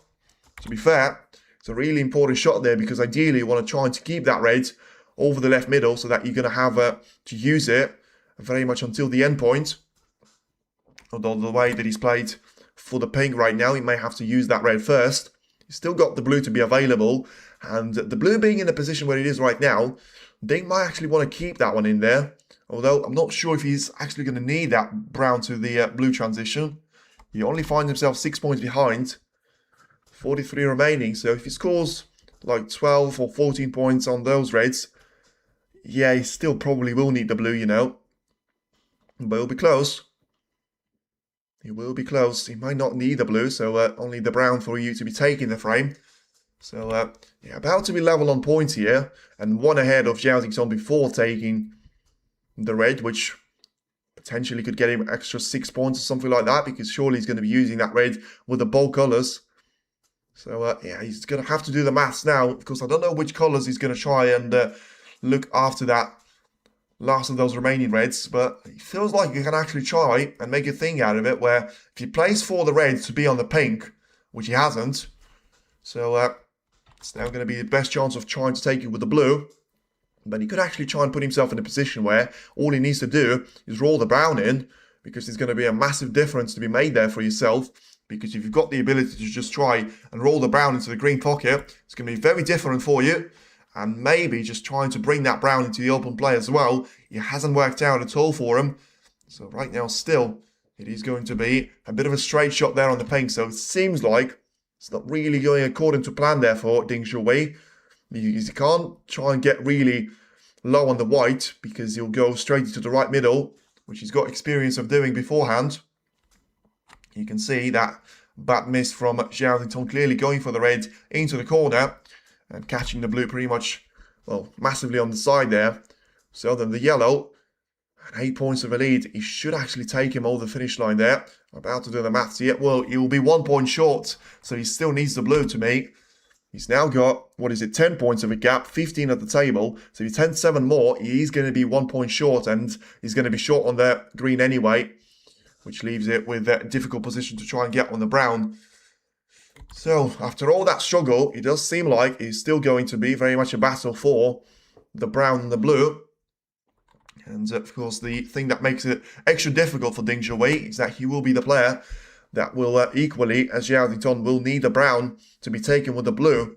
And that means the cue ball will have to be basically at the top end of the table and ideally closer to the left side cushion as well. So plenty of variables to sort of comprehend and consider for Ding Zhihui, as he's now trying to take that brown away from the ball cushion and probably put that one somewhere closer down the spine. And he hasn't got too much of the power on this one. That's probably just about enough there, or is it? To try and keep this brown away from the pocket. Straight away, Zhao Dington is going to be looking at the cut point into the right corner that he can try and take. Remember, in the early 90s, Peter Ebdon was quick like a racehorse before he became slower than snail in the last 90s and minutes. Well, listen, this is going to be a great chance for Zhao Dington to try and punish Ding Zhihui for his mistake, because after all that work that Ding has done and that previous break that he had of 34 points, it will come down to a chance for Zhao Dington after that wonderful brown that he's taken into the right corner. Once again, Ding had a safety in hand to be playing and still wasn't able to do anything with it. Yes, Zhao Dington still needs a total clearance, where you feel like after he's taken that brown, it'll be difficult for him to be kept on his seat. And look at that for a shot. Once again, perfect transition for that cue ball of 2 cushions. And he's now going to be lined up for the pink and then the black to make it 11 frames to 8. It looked like it was impossible for him to lose the frame. Then it looked like it was impossible for him to win this frame. And now, after all that struggle, it will be 11 frames to 8 as the scoreline, as Zhao Dington at last takes the black away and makes it 11 frames to 8 as the scoreline in his favour. It'll be an excellent match and a great tournament so open. Well, listen, it has certainly been a tournament of great quality with all seeded players progressing through the qualifiers, apart from Zhao to be eliminated by the same FA. But, you know, as Robertson said, you probably have to count Hussein as the top 16 player anyway. It's just that he had a bit of a struggle to try and get himself through those stages. But when he comes to the Crucible, he always seems like he's capable of trying to come back to the quarterfinals. Poor safety from Ding. Yeah, horrible safety from Ding. But in the end, it's still a really nice brown there. Zhao Dington's taken. A nice blue to be on the pink. And then a quick finish off with the pink and the black to be taken. Right now, it will be 11 frames to 8. So Zhao Dington only 2 more frames away from making it down to the finish line and making sure that he's going to be the one trying to announce himself to be in the quarterfinals. The 4th quarterfinalist of the tournament, completing the exactly half 50% of the draw out there as well. As Mark, Selby and Weezer seem like they're going to have to try and take it into the 5th frame, with Weezer still yet to make a break of 50 plus points, of 46 in the 3rd frame and then 38 in frame number 4 as a response to those 2 century breaks to be made by Mark Selby. But right now it will be very much brought back to Weezer 2 and Mark Selby 2 as well. So nothing to separate the players after the first 4 frames to be played. And for once, Zhao Dington, yeah, smells bad for him now. Yeah, it is, because, you know, listen, it was always going to be a problem even if he made that fantastic clearance and he made that down to 10-9. You probably have to say right now, it will be down to, it's a must-win frame right here for Ding. Otherwise, he'll be out of the picture and he won't be able to return to it very much until the end point of the next tournament of the World Championship, because he's going to be out of this one if he loses 2 more frames. And right now, Zhao Dington is still going to be knocking on the door to try and make it down to 12 frames to 8 as the advantage after the opening 20 frames, and try and make sure he's going to have a little bit of the cover to try and take into the frame number 20 as he plays that cue ball off into the 3 side cushions, and make sure he's going to be carefully taking that one away. 2 side cushions, I should say. Giving the turn back to Ding Zhihui. Can he try and go for this red? Does he have to go for those reds every single time he sees one now? What's he going to be here? As Ding still has got a minor advantage of, having that break-off shot to be done by Zhao Dington. And he's certainly got a really good long red. And, this is going to be, once again, an opportunity which we've seen plenty of already in the opening couple of frames. This one is going to be done at a very closed-off position, though. So let's see if Ding can try and take this black away whilst spraying the reds away from each other. Just trying to take one more red away so that at least he's got 16 points to try and speak for himself out there. You know, Ding, another year gone without winning the World Championship, a title he will never win. Listen, he's going to have to be very much now or never for him. He needs this 20th frame more than anything else there for himself. Otherwise, he will be out of the picture. So then the shot from the black to try and spread those 13 reds away from each other. He's got a good contact. Is he going to get a little bit of luck? Well, he's going to be on the red anyway. And it seems like he's going to be nicely on the red as well. So after all that, Ding Zhao is still going to be in here with a really good opportunity to try and make it past frame number 20, whilst, still being just about there in the mix. Because the pink is now going to be compromised by those reds. The pink spot is going to be out of the place, but apart from that, he has got a really good chance of trying to make this one work for himself out there. And just having a look at the situation that he finds himself with, he's still got a decent opportunity to try and take the red into the middle, play that cue ball all the way to the top end side of the table, and make sure they finish his top side of a blue here. Should Zhao goes through it, the next opponent will be Murphy, will not be as generous as Ding. Zhao will need to cut his errors, but we know that Zhao can elevate his game. Absolutely.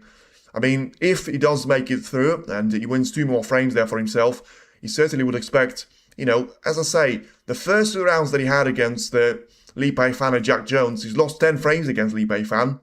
And, at the remaining 3 matches, he's lost 4 frames against 5 frames against Wakelin. He's lost 7 frames against Ronnie. So he's lost 12 in total out of 2 frames in first to 30 combined. And once again there, Ding just looking for that front jaw to be taken nicely with a shot of the red into the right middle. And Zhao could retain the title. Of course he could, but he will still have... Oh, sorry. Don't know why I said that the break is going to end. It's still a break of 23 points here for Ding. As he's going to be on the block to be taken into the corner. And just carefully positioning himself for a couple more reds to be taken. First one probably is going to be the one into the middle, which is going to be still positioned nicely for. So just having a look to see if he's got a really good opportunity to try and make this one work for himself. And just carefully having a look at the relationship in between that red and the colour. So carefully taking that cue ball towards the black one more time. He's got still plenty of reds to choose from in relation to the ones that he can try and pot right now. And not put himself under too much pressure and scrutiny. So then 31 points is the lead. And taking another black away, he's going to commit himself to try and play the shot into the right middle. He's going to take it pretty much straight in the face as well, which will allow him to try and keep the cue ball for the black for a couple more of those shots. No top 16 snooker player really wants Ding in the second round. Yeah, but if you talk about it, it's probably the best draw that you could have got because he is the 16th seed, remember. So, do you want Murphy in the second round? Do you want Higgins in the second round? Do you want, what's it going to be, Zhao in the second round? I get that you're saying that, the world number 1 seed is going to play up against the 16th seed. And you could probably say he could have done having a draw of Stuart Bingham, David Gilbert, or, some of the other players. But ultimately, I feel like Ding has not really been up to his prime form anyway. Beating Ding is not going to determine whether he retains the title. Yeah, he won't. And that's the bad thing about Ding, because unfortunately, as sad as it is, it won't really be down to, the biggest win of the tournament for him. And Ding, by the way, I know he's 46 points clear, but he's certainly putting loads of trust in his shot that he's about to take into the right middle. Well, you would expect him to take this one, but you still need to make sure that he actually takes care of the business, and he's still going to have the position on the black, and he's taken that one really well without touching the front jaw at all. And now he's going to get himself 47 points of a lead, and still trying to make it down to just 2 frames to be separating the 2 players. And remember, of course, all of this has come from that first shot of the break-off from Zhao, and, is that going to be a problem here for Ding? Is that going to be a problem here for Ding Zhao? He's got 54 points of a lead, but incredibly, because he was, scoring so well, I don't actually know how he's got 99 points at the table, because that technically doesn't add up. So he must have 91 points at the table. Yeah, so he's going for a 1-4-5 there, which makes a little bit more sense. But yeah, he's just played a really nice split to the pack, but he's actually not going to be on anything at all. Is he going to try and just go for the plant here into the corner? Listen, it's risky. You need to make sure you don't make a push shot out of it. But also, you have to just say that it's difficult for you to miss this plant as well. Now, what's it going to be here? And has he drifted that one too far? No, he's played that one really well. And Ding, after the time where he looked like he was going to be out of position, still, he's able to recover really well. And now he's going to play for the top side of a blue, about to be taken here into the left middle. And he'll certainly make it a really good frame there, and a very important frame to make sure that he's going to keep himself within touching distance there, just about of Zhao Xington, even though it's still going to be 2 more frames that Zhao Xington needs, and 2 frames is the advantage that he has. You still feel like it will be down to Ding Zhuyi to try and produce a bit more of a great snooker there, and when he does, it's going to be a real greater match to be seen out there. For now, he manages, it looks like, to try and keep that 2 frame of a deficit to be very much intact. Is a break of 60 points, by far the best that we've seen in the second session, so the third session I should say so far. Makes it on the pink as well. And it's now going to be down to 67 points, which he scores. And then the next red is going to be a frame ball. Just tries to push that cue ball through the pink. And B lines up for the red nicely to be taken here on the red into the left middle.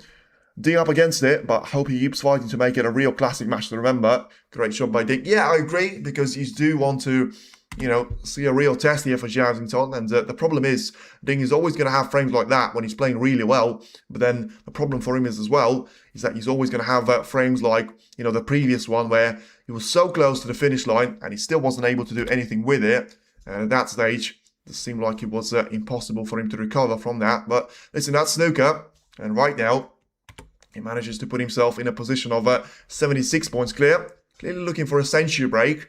And for now, looking to try and make his highest break of the match as well. 81 and 80 points so far have been the only sort of breaks higher than 70 points. Right now he's going to be on another one, but he's unable to make it past the benchmark of 76 points. And it will be down to Zhao Xington not seeing any points to continue in this particular frame. And it will be down to a break of 76 points by Ding Zhuyi, which wins this frame away from Zhao Xington and makes it 20 frames down, and very much all to play for in those, prospective matches out there. But ultimately, Zhao Xington right now and Ding Zhuyi will be heading for an intermission. And let's see on what the stats are going to tell us.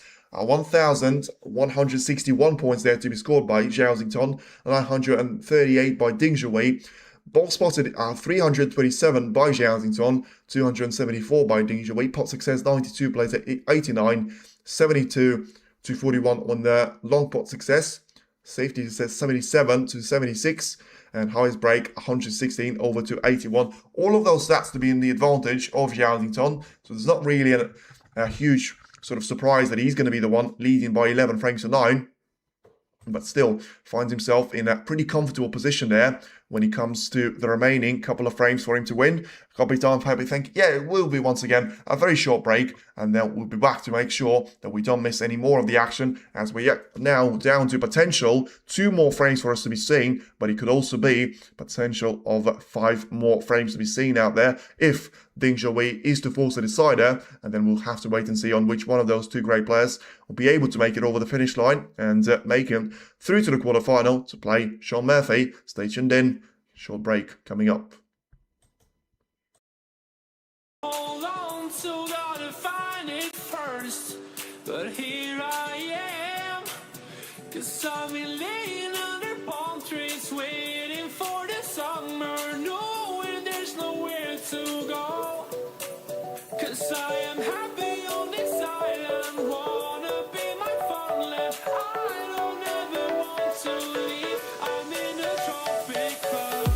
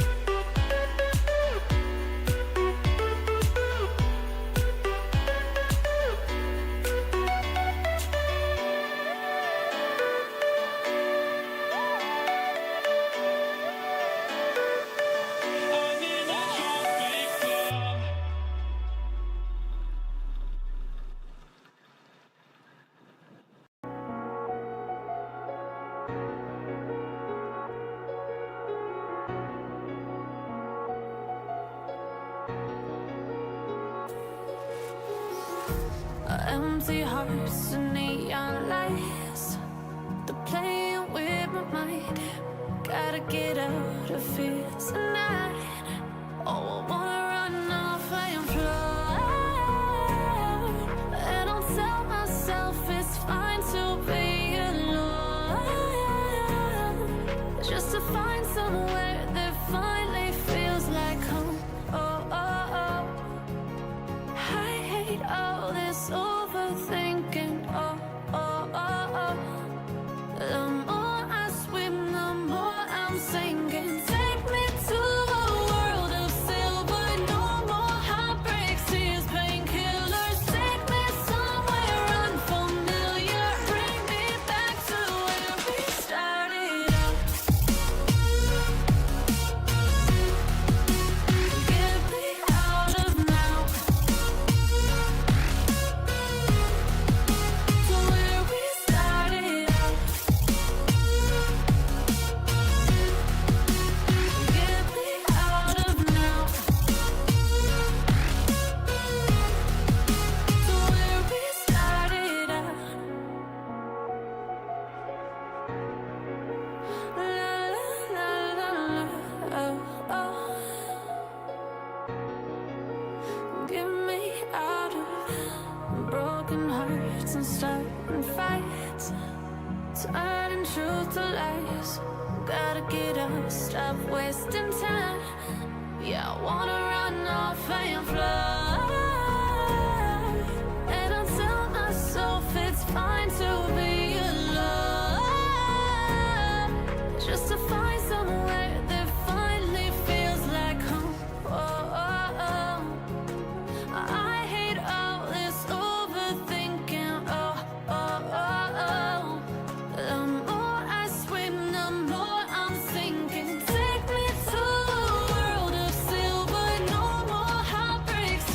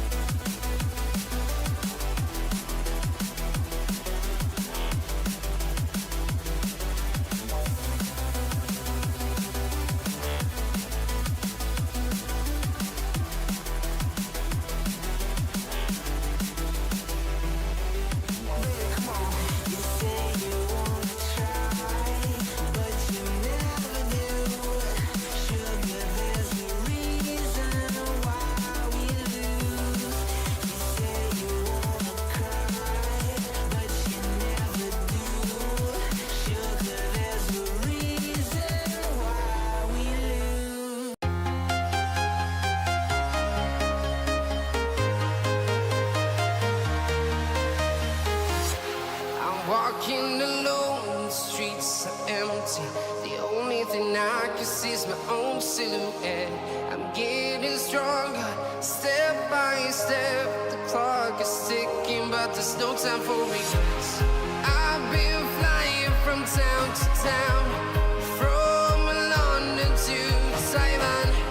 I've been all around the globe trying to protect your soul. We are heroes tonight. We will fly above the sky. We are heroes tonight. Yeah. We are heroes tonight. We will fly above the sky. We are heroes tonight.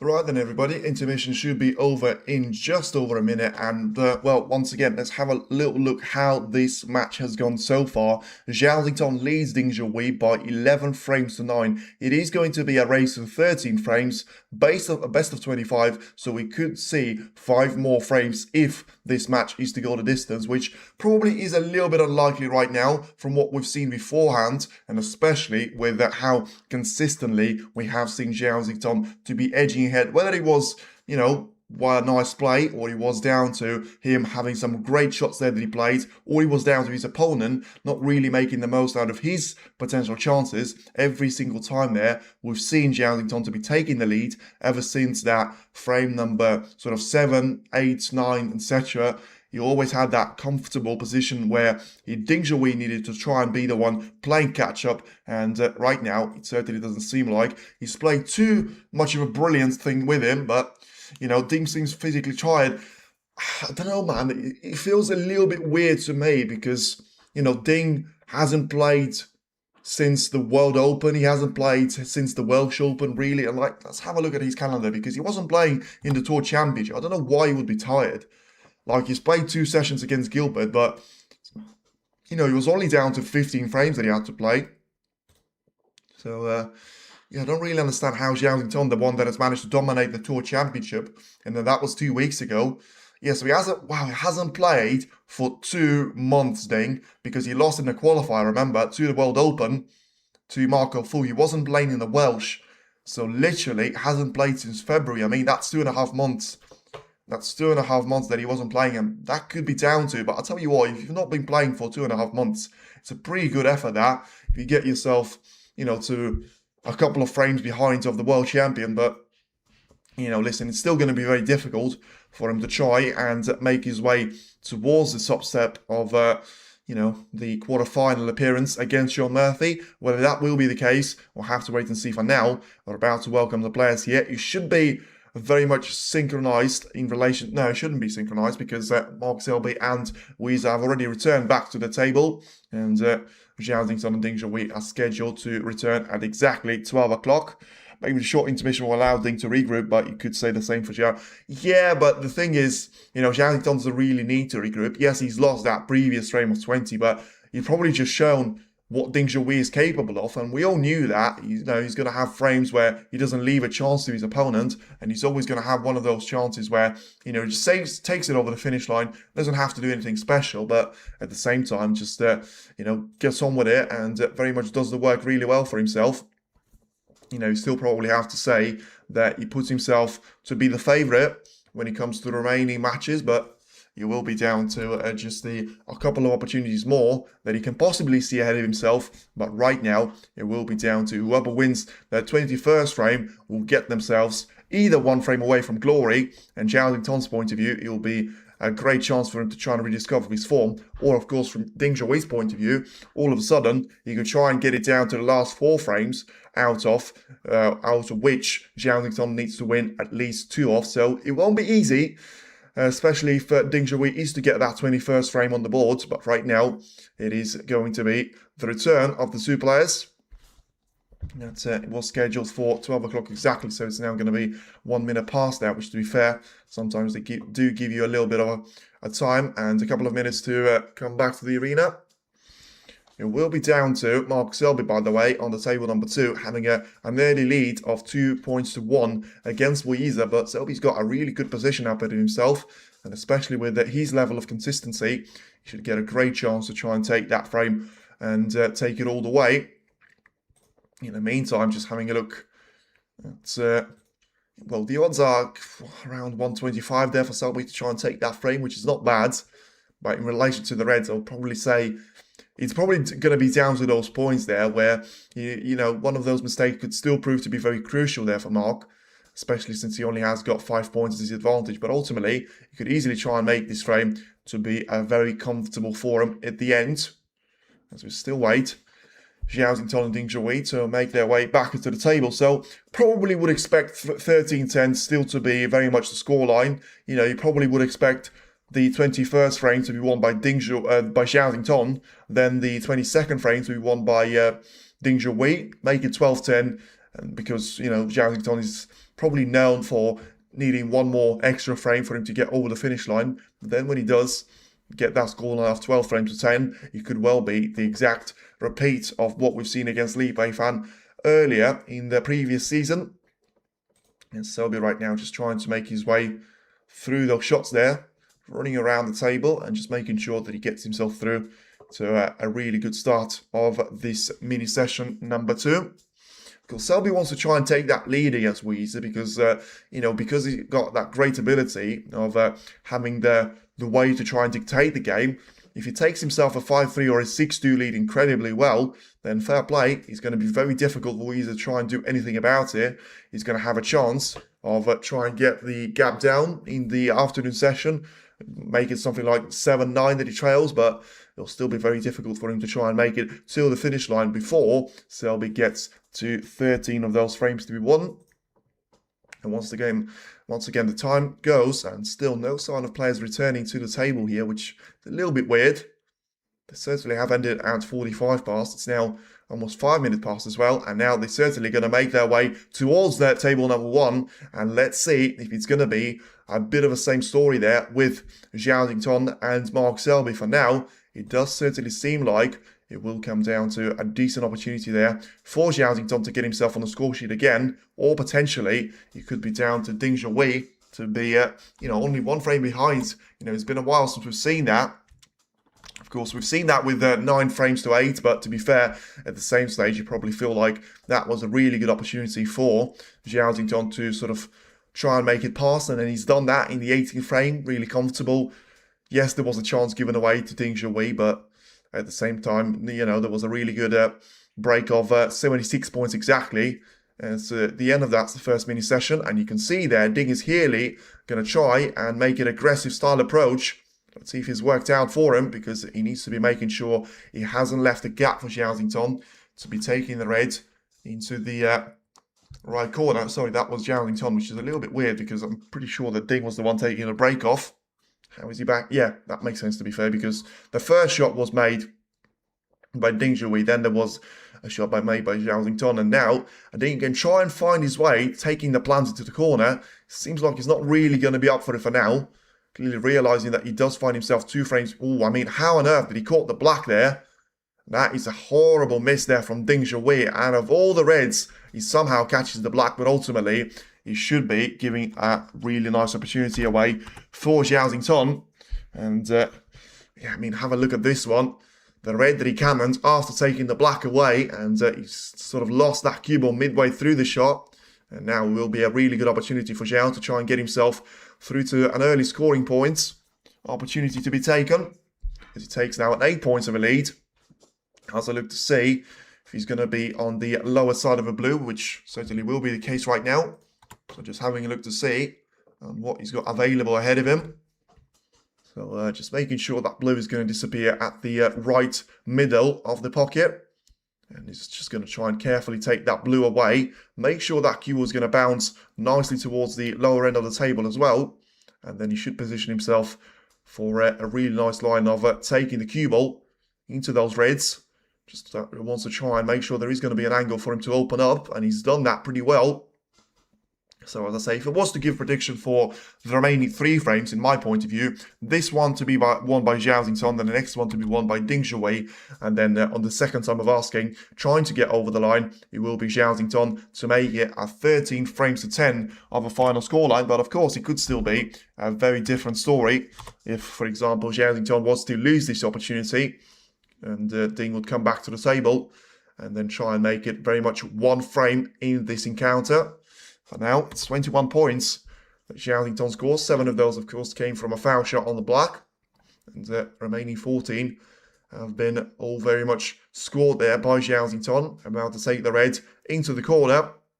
Make sure that he plays that shot towards the black. And now, just having a look to see if he's still going to be lined up for the black here to be taken into the corner. Now, 22 points of a lead that he has. Sort of overrun for the black here slightly, but should be able to recover without too many complications of a shot, as he just carefully tries to take that black away with a rest shot. He has overrun for the red though, and unless he's going to have anything else available, which doesn't seem like he does, yeah, he's going to smile on his face again. But it's a bad shot there. All you had to do is seem like he's just to try and make sure you pop the black, but of course misjudging the power, you know, not one side, not the other, and yeah, he's sort of snookered himself from all the remaining reds from just one of them, which of course doesn't go into the left corner. So he can't do anything with any of the other reds. So it seems like it's just going to be 29 points that he scores, and has to play this one the long way around the cue ball. So just try and put it towards the green spot there, and it's a decent effort. It's a really good effort that if he just manages to sort of give it a small kiss to the green and be right next to it. And in the end, it's just about too much power out there. So the cue ball is going to be perfectly alongside the pink, alongside the green, right next to the green and blue as well, by the way. So it does seem like the journey for, you know, those reds to be scored with the high value colours is going to come down to the black for now, especially with how far those majority of those reds are going to be from the blue. How easy this Cavani as last year from the World Girl. So far, O'Sullivan is very much punched up. Yeah, but listen, that was the story of the previous season. You know, Ronnie was playing decent stuff against Pang Jingsu in the second rounds, and then he hasn't managed to do anything else out there. Seems like Ding, whatever he was out there, he seems like he's certainly not giving a good sign away. Whether he is genuinely just tired or he's not feeling too well, but there was a very weird sign out there, as if he had a load of pain to come into him, and yeah, that's certainly not something that you want to see there. So that's not a good sign, as I say. I mean, especially he's done that again. I was about to play the shot. Well, that is absolutely not a good sign for you to be seeing there. If he's got a pain in the neck or something like that, it's going to be very difficult for him to try and last the distance here in this frame. Well, let's see what's it going to be with this red. And yeah, that was always going to be missed, especially if you're not feeling 100%. It was a very difficult shot for you to be taking on. And right now, it will be down to Zhao Xingtong to try and do something about this one. Because I tell you what, he certainly will be feeling like there is a chance to try and go for the kill here, Xingtong. Because he's got an opportunity to try and make this one correctly into the left middle. And you should have already 30 points of the lead there against Ding Zhuwei. And ultimately just carefully playing for the bold colours. Make sure that he's got a good opportunity to try and find himself to be the one behind with 30 points, as I say. But yeah, the prediction could be out of the picture there if Zhao Xingtong does win this frame and then lose another frame at the end of it. Because, you know, right now Ding Zhuwei doesn't seem like he's necessarily going to be not really in the mood, but in the condition to try and take this one away out there. And yeah, of course, it's not really that you want to something that you want to see, but it is still going to be a part of the game. And sometimes when you're not playing and you're not feeling 100% of your previous level, it could also put you down to just, you know, not having the ability to try and come up with as much of an opposition as you could have been. And you've been playing pretty good stuff and pretty good snooker out there. Right now, 34 points is the lead here for Zhao Xingtong. And still 107 at the table. That's certainly not going to be any short of those points out there. And Zhao just carefully tries to take that cue ball on the tour. Make sure that he's going to be using 3 cushions. The left side, the bulk, and then the right side as well. He's just about came out a little bit short for the left side cushion to be sort of touch for the second time, but it seems like he's still going to have a couple of those options to be taken into the right middle or the right corner. So if he's going to be looking to try and take this red away into the right middle, then he's going to have a decent opportunity to play that cue ball through the blue, be on the top side of it, and then as he's got a 40 points of a lead, it's going to be very difficult for Ding to try and come back from this one, especially from what we've seen beforehand from Zhao when he gets himself into those positions. It's very difficult for him to try and be kept out away from the action.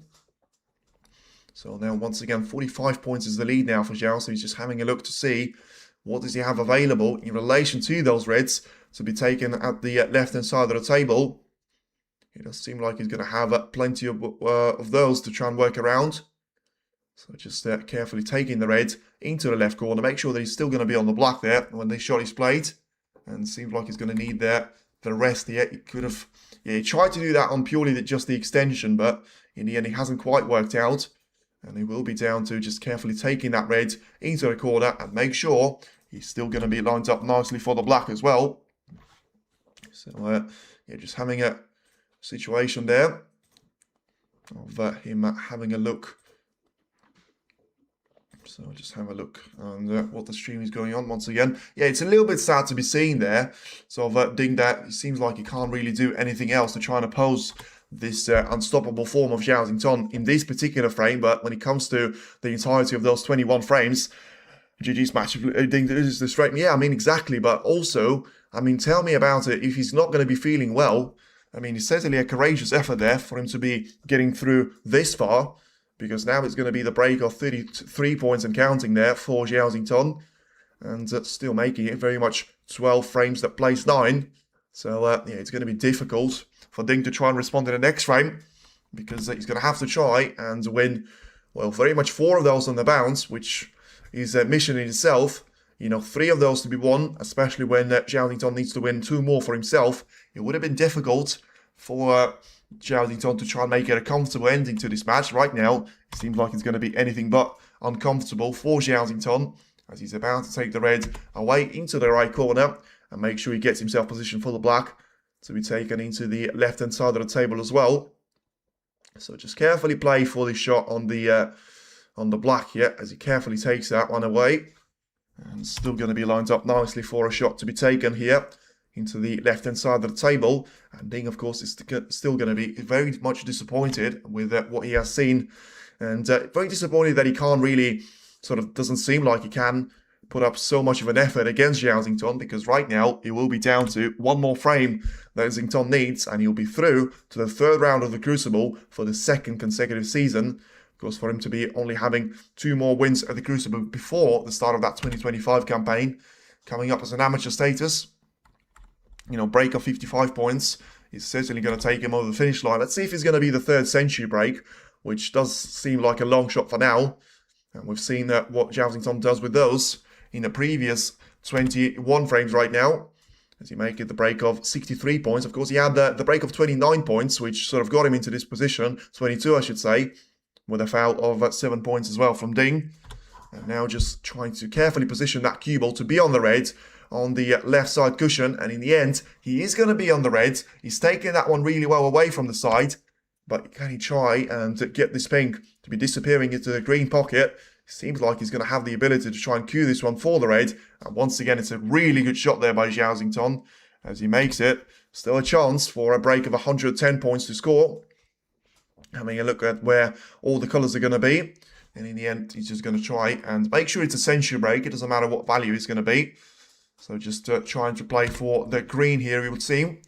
And yeah, it's certainly something that we have been used to be seeing there from Zhao that if he gets himself into those type of opportunities, it's still going to be a real threat to try and take those, frames with around 10 minutes or so that he takes him. And then it's going to be a century break all of a sudden. And it's now going to be a break of 83 points, so still makes it into the top 4 list of the entire match. And of course, of his count as well, since we haven't got the Ding to be making breaks of higher than 81 points. Once again, takes that green without any issue, and then he's going to have the 4 of the remaining colours to be all on their spots and not really having too much of things to worry about. as he now just finds himself in a position of trying to go for a total clearance. Makes it a 119 in terms of points scored. And just carefully trying to make his way on for the blue one more time. Then he's going to be down to a break of 95 points. So still a total clearance of 108. It could be potentially for Zhao as he just about rolls that pink into the corner. And he's still going to be positioning himself for the third century of the match. And he ends it with a total clearance of 108 points in relation to Ding Zhuo. There's not a lot you can say about him. He clearly doesn't feel 100%, and he needs to be feeling 100% for the remaining 4 frames, because he needs to try and win the remaining 4 of those for him to be through to the round 3. And Ding, at point of no return now, needs last 4 frames exactly. That is true. And Zhao Zixon, of course, finds himself a point of pretty much all return out there, all inclusive, because, you know, 12 plays 9. It does leave you with just having to win 1 more frames out of the remaining 4. And it does put you down to that frame number 22, which always seems to be the cutoff point there for the majority of those matches, where you don't really see, you know, too many of those matches to go over that point, because you still feel like, well, there's going to be loads of things for you to try and recover from. But ultimately, these are the frames which, you know, are going to be business end of the match. We've seen that with Li Beifan. We've seen that with a couple of other matches where Zhao Zixon was struggling in the second or third rounds. It wasn't really the match against Wakelin, and it wasn't really the remaining campaign that he had in that campaign of the Crucible in 2025. So right now, it will be down to Ding Zhuo to try and come back to the table and see what this one is going to be all about. Zhao Zixon makes his way to the table, what could be the last break-off shot. But of course, you still have to give credit for the last break-off shot that he was up to this point, where he only played 1 shot in the entirety of that frame. It will be down to frame number 2 into 2. And Zhao Zixon to break. Could it be the last frame that Zhao Zixon needs? Or could it be something else that Ding Zhuo still has got a little bit of momentum to try and take this one all the way? Right now, it seems like once again he's going to be close in relation to if he's left the red to be taken into the left corner. He got the cover on the green. And of course, if he's left that red, then Ding is certainly going to try and go for it. For now, just trying to carefully take it close to the blue. That was very close. But once again, you can just see there that he's not really feeling comfortable after every shot there. Seems like it's something he's not quite right with him from the health condition. Whether he can't see properly. He's just not feeling that he's, you know, sometimes it can be a little bit painful for you to bend the neck in a certain way. And if you just go down to hit the shot on the table, of course, you have to sort of concentrate on what you're doing with the shot, and you don't have to be sort of thinking about what is going through your head and why you're not feeling 100%, which is difficult for you to try and put that behind you. But Ding now just carefully trying to make his way through to have a look and see what's going to be happening here at the lower end of the table.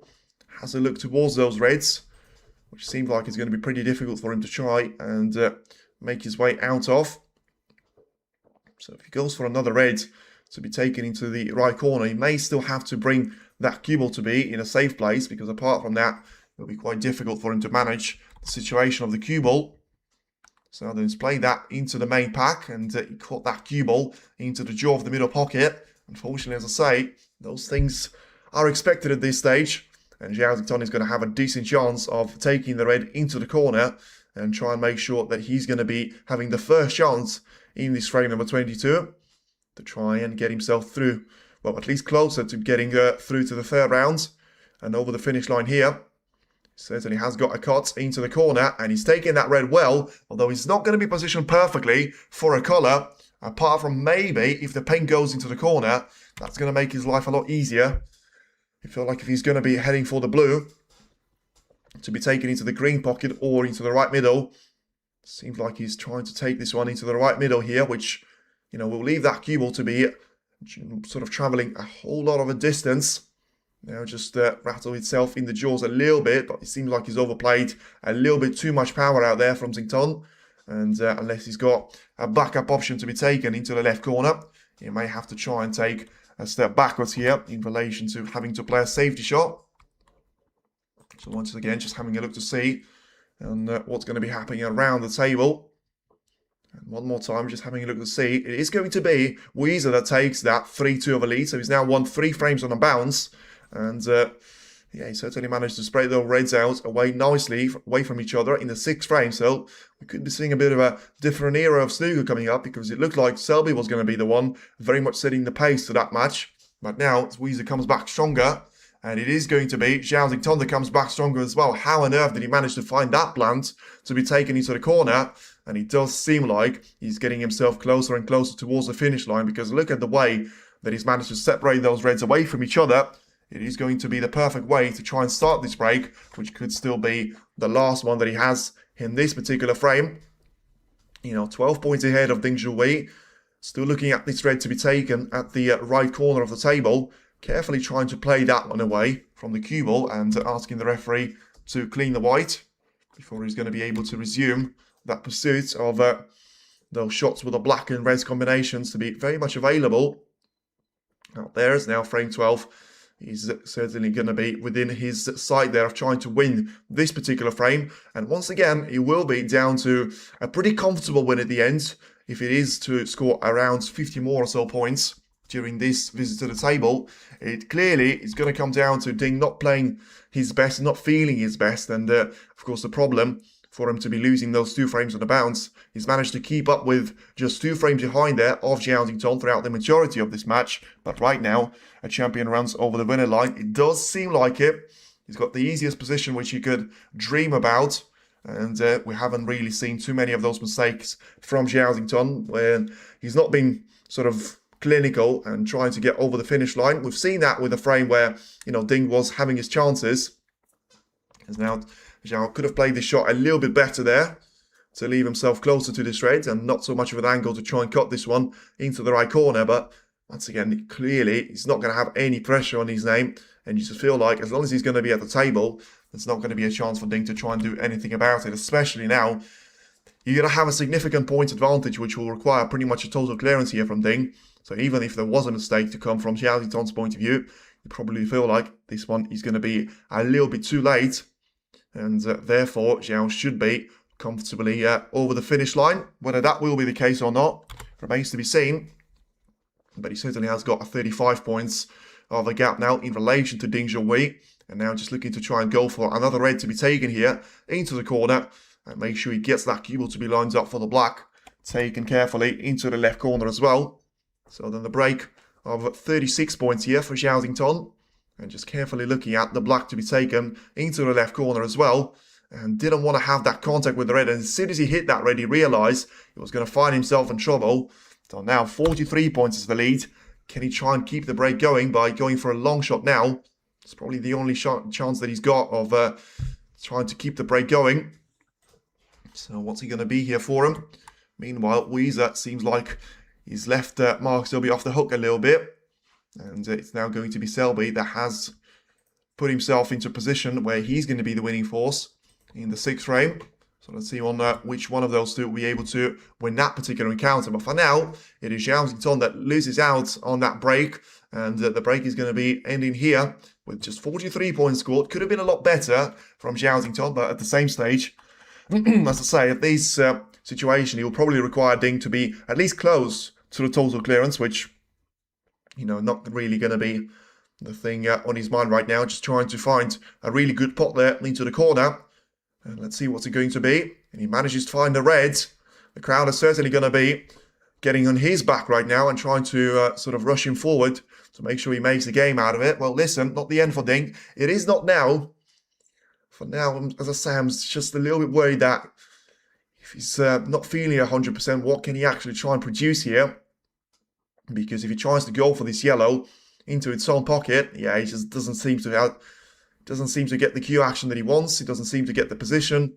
And as much as he's taken 2 good shots there, both of them were the ones that you would expect him to put. And now this is where it becomes difficult because it's a rest shot no matter what you do. He's got 3 options. One of them is ridiculous. The other 2 are difficult. So one into the left, one into the right corner. I'd probably say the one into the right corner is easier, but it's more difficult for you to control the cue ball. So he's gone for the more difficult pot here into the corner, and he's made that one in. So it's a good shot there from Ding, and he keeps himself just about to be in this frame. So now 39 points behind, 83 at the table, and he's still got the blue to try and take. Rest spot success, as you can see, 72% for Ding, 83% for Zhao. So that was the shot where could have easily gone wrong for him. And he's about to need the rest for one more time out there. Once again, whatever you say, it just doesn't seem like he's getting any comfort with it. And of course, you know, forgetting that the blue is going to emerge out of nowhere, you'll probably need the extension on the Q at best. And in the worst case scenario, you may need the spider to try and go over the blue as well. But for now, because of how far away the cue ball is going to be from the blue, but also how far away it's going to be from the ball cushion.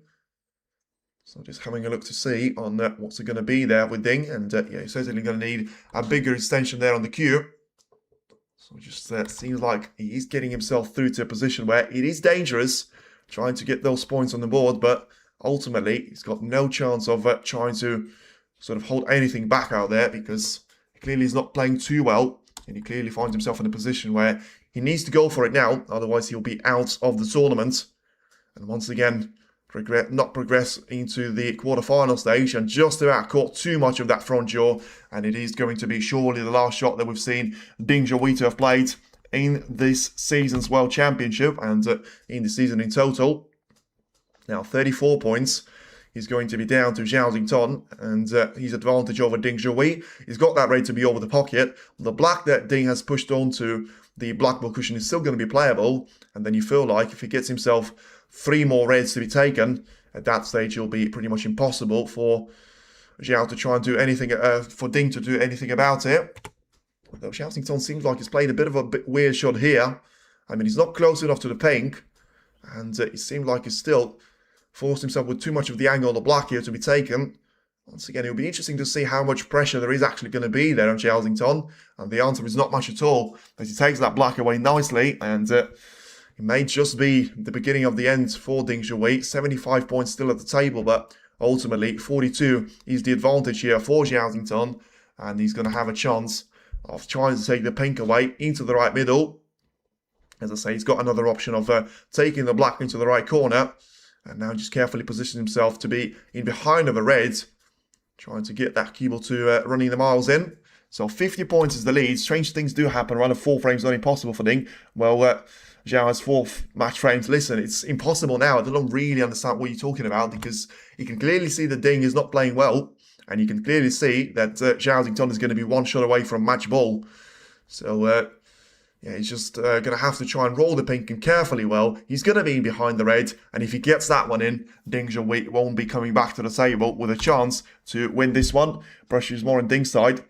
Once again, I feel like there may be a little bit of a delay in the stream, because there's not any more pressure. It's match 1 by Zhao Xington, and there's not a chance for Ding Zhao to try and recover here, as he finds himself 58 points behind. And especially if the black or the pink are going to be taken, it will be Zhao Xington with a 13-9 of a win for Zhao Xington. And yeah, it's a really good win at the end in relation to the scoreline. And he still finds himself in a position where, you know, he's going to be the real threat against Murphy. You still feel like he's going to have to try and up his game a little bit. But right now, he certainly finds him in a very comfortable spot to be over the line. And now it will be 13 frames to 9. A break of 37 points out there in the end. And it will be, well, can he try and get through to those reds onto the side cushion? Doesn't seem to be the case.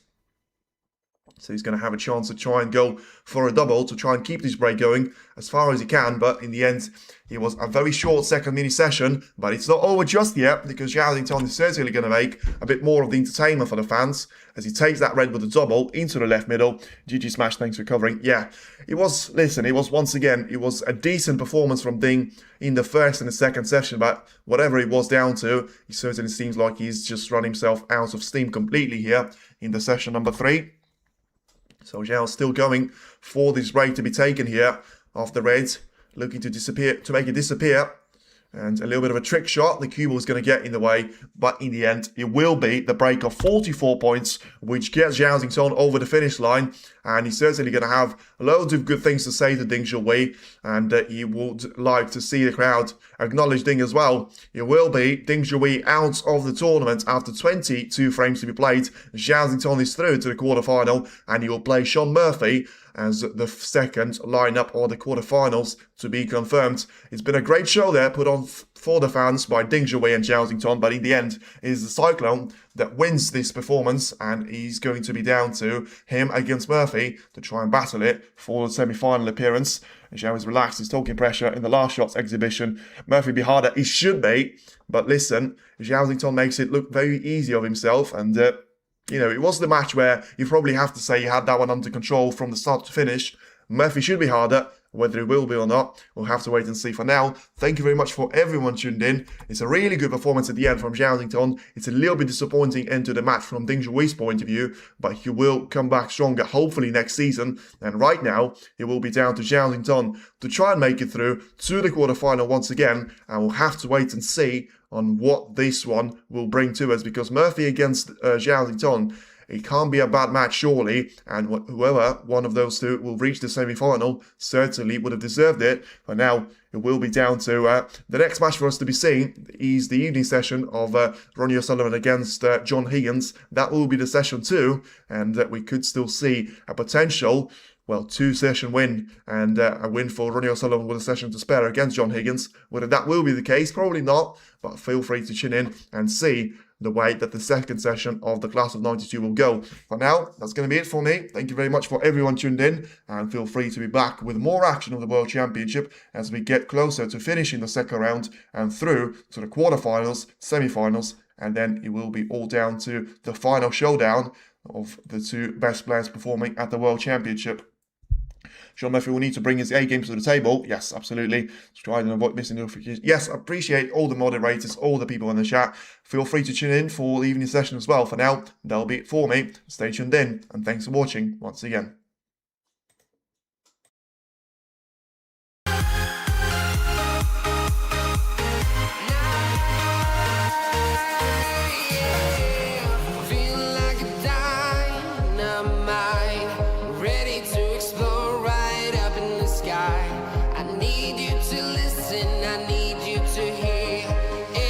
Show any fear.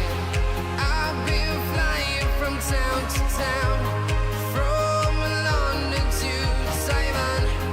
I've been all around the globe trying to protect your soul. We are heroes tonight. We will fly above the sky. We are heroes tonight.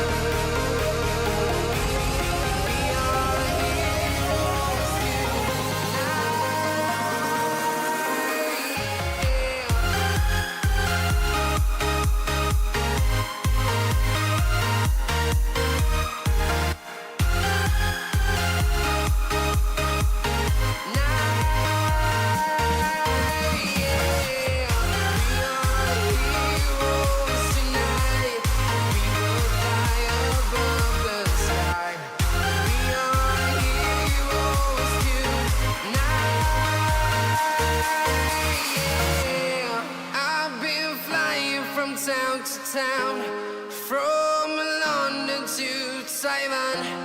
I've been all around the globe trying to protect your soul.